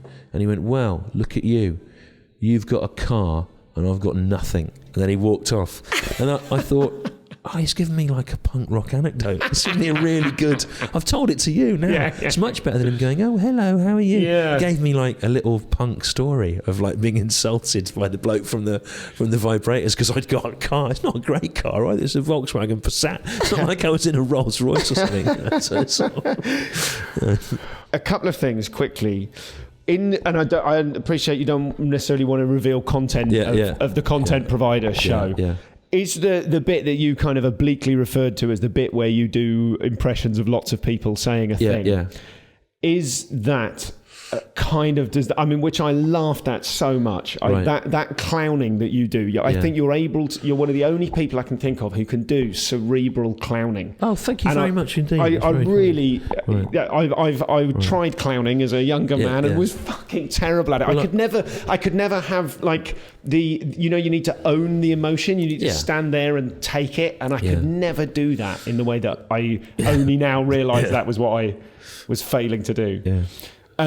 But I wondered if that section was in some way a coded, I won't call it an apology to Russell Howard, but the area in which you're talking about. There's a bit that I did a bit about him about 10 years ago. And it was about I got the idea from a charity. There was a press release from that went out. Yes. And one side of it was about how he was doing this massive thing for charity, but because it was an Avalon press release, it was a standard thing. Whereas the other side of it was all about the massive turnover of his tours and DVD sales, because what they do is they never miss an opportunity for marketing. Of course. And one of the ways they market their acts is to talk about how much they earn, right? Because then that it carries a mystique, or it raises it makes them look important. And also at the same time there was a news story about how much he earned a year, which at some point must have been signed off by that company, or they would either not have denied it when asked about it, because the perception that he earned that much was useful to them.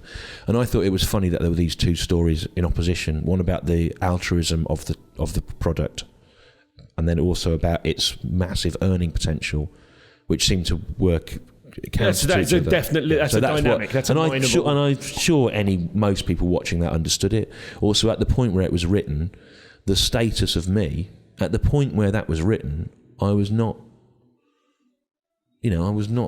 pulling these kinds of crowds. So it's but then it hangs around, and it seems to, a lot of people seem to talk about it without having seen it, I think. But actually, what that bit is actually, that voice is it's all like young people. The bit in the news show going, mate.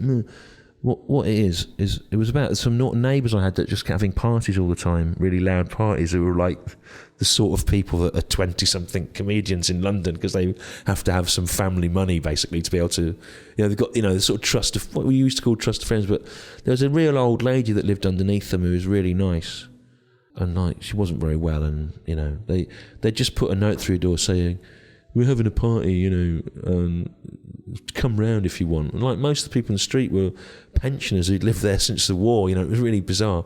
It was these sort of people that are like cultural tourists through a depressed part of London. Obviously, it isn't now Hackney, but do you mean comedians? No, they weren't comedians. They were just young people, young rich. Yeah, and it was like 4 a.m, and there was 5 a.m. They were still banging on.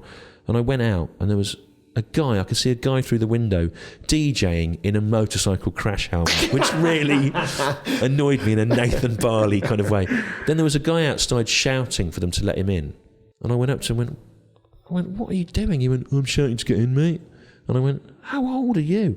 Because I sort of felt I couldn't understand that he could be so unself-aware as to have no sense that there'd be families asleep. And he went, I'm 26, mate.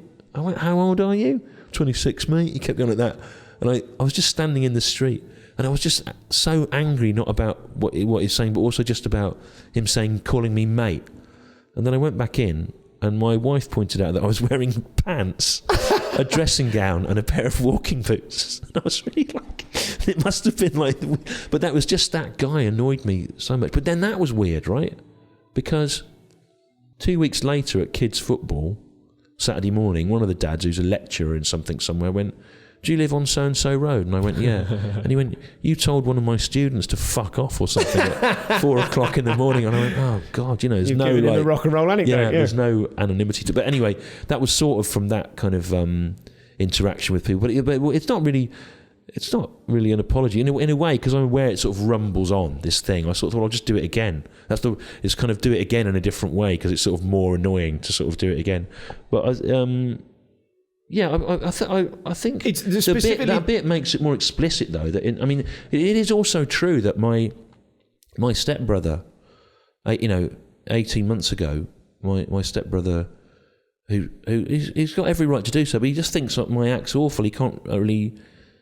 It's not his sort of thing. It's not a lot of people's thing, You see people on the internet and go, "Who is this cunt? He's so unfunny." My stepbrother's like that. It's just beyond him. Why would anyone like it?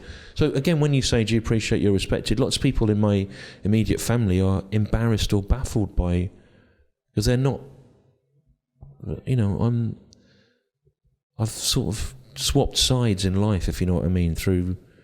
But anyway, So how do you mean? You swapped sides from what to what? You get when I got into college, my mum thought, great, he'll be able to get a good job and not have to struggle like me. Yeah. But the problem is you have a liberal education, so you end up becoming a liberal. Yeah. Not someone who wants to vote Tory and work in an office. So sometimes there is a sort of problem with, and so he just hates it. But about 18 months ago, we were out with the kids in London, and he went, we've just bought tickets to go and see Russell Howard at the Royal Albert Hall in 18 months. And I went, and I sort of probably looked a bit crestfallen, because he would never come to see me, and if he does ever talk about me, it's that he just finds it's just, can't really even believe anyone would go, And I said, I said, I can't remember what I said, something. But anyway, he goes, yes, as opposed to you, because you're the most critically acclaimed comedian in Britain, aren't you? And he said that in a sarcastic way, which I thought was funny, because I sort of am sometimes, right? But he said it sarcastically because it wouldn't even occur to him that I could possibly be, because he thinks it's so bad. So that's why I've been saying that on stage. It's sort of funny, because it locates that joke in the reality that it's all very well for that audience to think that I'm great, who've come to see me, but for most people outside this little world, including members of my own family, I'm not a proper comedian. I'm someone that can't do it, that isn't on the things that they watch, and my mum, I think, went to her grave thinking that I'd failed, which is really sad, because I was doing reasonably well at the time. But she sort of thought she kept clippings and things, but she would still be saying to me, "When are you going to do cruises?" And she was trying to be helpful, because it's not from their world, So it's weird. My mum has never seen me do stand up. Yeah, I've been going 12 years. Yeah. My sister only saw me do stand up for the first time a couple of months ago. Yeah. My dad's a bit more into it. He'll come and see me at Edinburgh if he's there. Is it not the responsibility of the artist to go, it doesn't matter, like to isolate yourself from that? It is. Actually, I'm doing it for me. I can't hold on to that. But it was funny. It's funny to make out that you're. Funnily enough, my stepfather, the last few years, he came up to Edinburgh, came to see me. He really likes Bridget's stuff a lot, which is hilarious. And then one year, now he started going to see all sorts of things, off his own back with his new, and he'd be going, I went to see, so and so. It was interesting because it was sort of like a club set, but there was who that is? It was like 82, and he's suddenly the Steve Bennett of pensioners, like with because they go and see a few things. If they go and see a few things, they realise there's all different ways of doing it, don't they? Your family, but if they've only seen, Michael McIntyre on telly and you, of course they think you're terrible, because they think, well, why aren't you in a football stadium like running around fast? Why are you in this small room standing still? It just seems wrong to them, in every way. But it must be, people must be very proud, but actually just sort of embarrassment a lot of the time, especially because you got to think there's been 2 or 3 things where the only time my mum's friends would hear about me is if the sorts of papers they read were conducting essentially a campaign to have my work banned, so... Yeah. Is there, do you think, in the fact that you've got a 40,000 word document of the bio, the vitriol about you online? I've heard you talk about that before. I've stopped doing it now. Have you stopped adding to it, do you mean? Yeah, I stopped doing it. Do you still Google yourself? Do you still search Well, you sometimes see stuff Twitter after... and stuff like that? if there's a new show out, I'll look at what people are saying about it or whatever, But not as systematic as I do. Because also there's just so much now, it's unmanageable. You can't really... I can't imagine that had a positive effect on your mental health. Well, it may not have had a positive effect on my mental health, but it had a positive effect on the act, which is that I decided to become more like the thing they appeared to hate.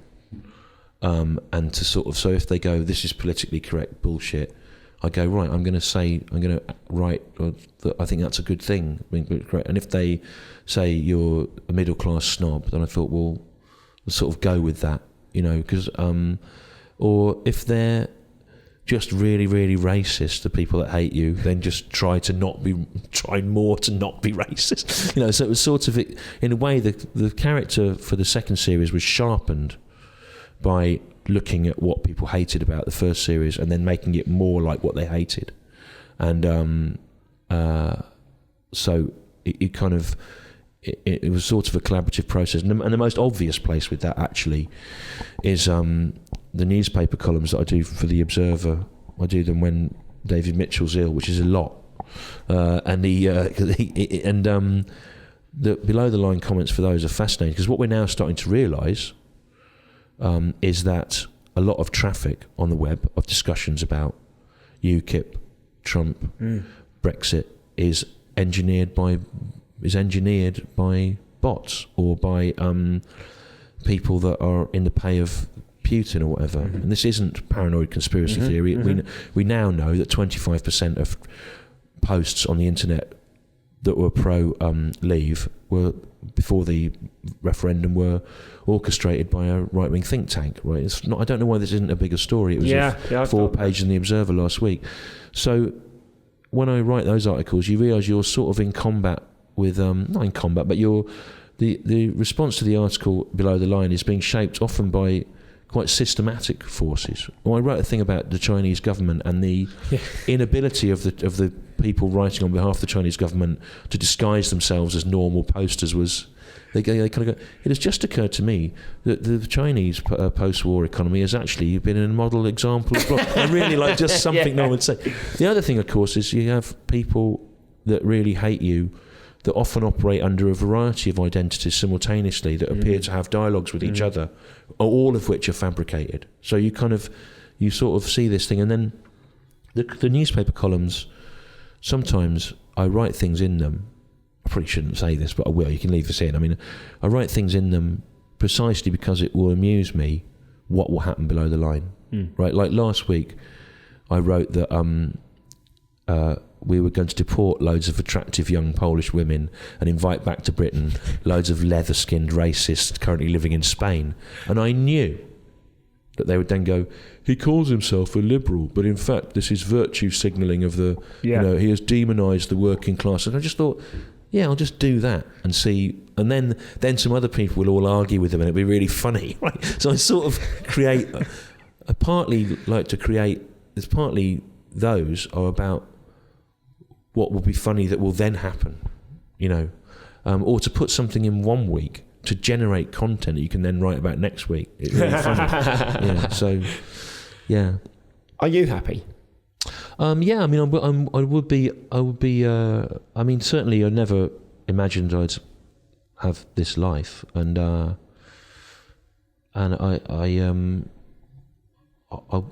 what we can't seem to do is difficult to make the nuts and bolts of life work in terms of being around with the kids and each other and whatever, because we've both got this mentality where we didn't come from much, and think we should work a lot while the opportunities are there, because it might go, and we don't have, pension plans or whatever. So I'm sure anyone would have the same mindset, but I'm aware that the life part of life is sort of passing us by, because we're working nights all the time, and we have to be really careful to block out spaces to do kids' holidays or things at weekends, otherwise it sort of disappears. But they're robust little kids, and I think partly they are because they've spent every summer in Edinburgh, and they're exposed to all kinds of different funny people.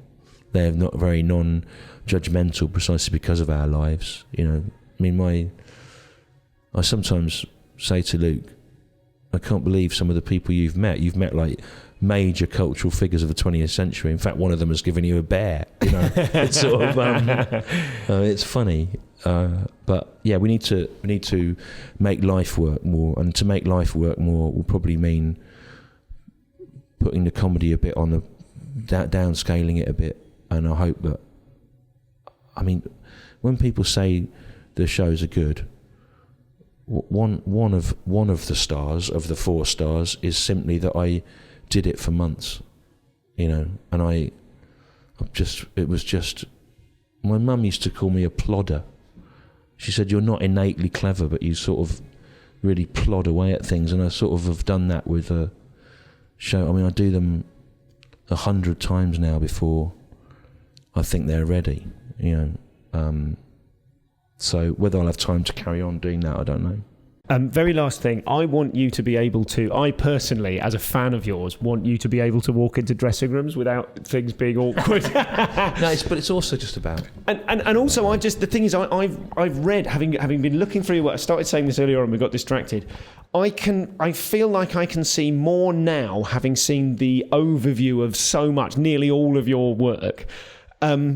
I feel like I have got a much more positive attitude towards the moments when you are on stage, in inverted commas, slagging off another comedian, for want of a better phrase of doing it. And I feel like, I kind of get it a bit more now, because I can see, sometimes it's harder to see the context when you see a routine on its own, or when you get told about it in a club, and have you seen what Stewart Lee said next? Yeah. I think I said to someone on the show before, do you feel like Stewart Lee is becoming the comedy police?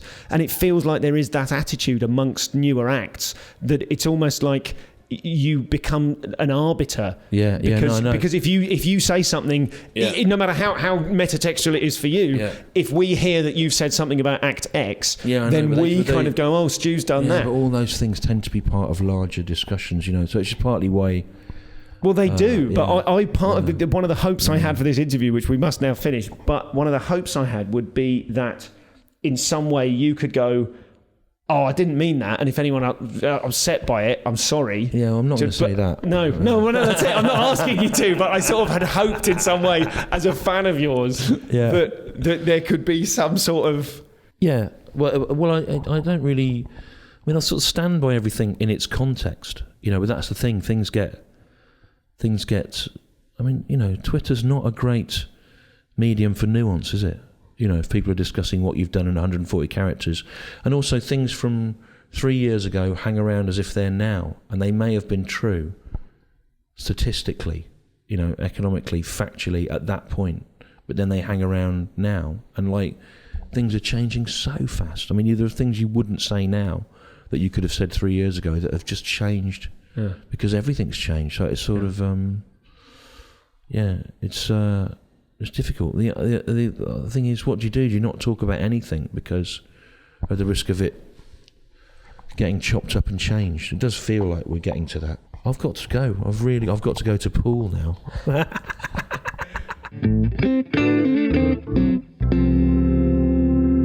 So that was Stewart. There's no post-amble today. I've simply got, well, this, rather than an official post-amble, this is just a little thank you. I just want to say thank you not just to Matt Hoss and Emily Crosby, and of course Daryl Smith, hashtag thanks Daryl, but also to everyone that's worked on the show since we started 200 episodes ago. I feel like the bit in Grosse Pointe Blank where John Cusack meets up with his mate who's beeping the horn and going 10 years or 20 years or whatever it is.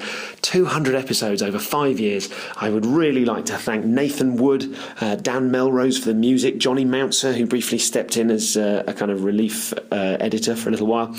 I would like to thank Asher Trelevin for his suggestion of the title of this show. Thanks, man. And I'd like to thank everybody that has listened to it. Livy Phipps is another frequent logger. Polly Becker, who's my official artist. Hai Min Lee, who is helping me with some design things at the moment. And everyone that is... Andre Pattenden. Andre, oh my God, my brother. He's been doing... he's done so much design work for me over the years and helped me promote the show and stuff, all gratis because he's such a legend, and all of those people who have contributed to the show by appearing. I mean, this sounds like I'm going to stop doing it. I'm not. I sometimes wish I could because I'm exhausted, but everyone that's been on the show or written into the show or donated to the show or shared the show with a friend, pressed some cash into my hand, which now, thanks to brilliant comedian Dan Evans, who you'll remember from episode 2, way back then, the act of doing the secret thing where you put money in my hand and say something cool, that is now called virtual merch or Virch. So if you see me in Melbourne or Machynlleth or any of these exciting places, then you can do the Virch thing if you like. I just want to say thank you to you for listening. Thanks for coming to see my own shows. Thanks for coming to see the stand-up. Thanks for coming up and saying expressive, manic things to me about how much you like it. And thanks for sidling up to me and muttering something about having planned what to say and then forgotten. I'm not referring to a specific individual. That happens quite a lot. Thank you for sharing your thoughts with me online. Thanks for tweeting at me. Thanks for just making this into the thing that it is, because all I do is talk to people and then upload it. But I mean, I remember watching it tick round to 1,000. I mean, it's fairly quickly after the start of the show, maybe the first couple of months, I remembered seeing the feed count, the subscriber count tick round to 1,000. And I remember how exciting that was. And now we're at many, many more times that. And I've not really, I thought I'll just spiel this. There have been a few recently, haven't there, where I've become quite emotional. It's not going to be one of them. 200 episodes, though, eh? 200 episodes? Oh, my goodness me. Thanks, everybody. Join the Facebook group if you want to communicate individually. I should say sorry I didn't get to ask any listener questions to Stewart. They were really helpful to read because it lets me know what's on your mind and it helps inform me as to the sorts of things you want to find out about and the sorts of jokes about other podcasts that you like to repeatedly do on every thread over and over again. But even that, I don't mind it. I don't mind it at all. Thank you, everybody. What a lovely thing. Next week's show is going to blow your socks off. Speak to you soon.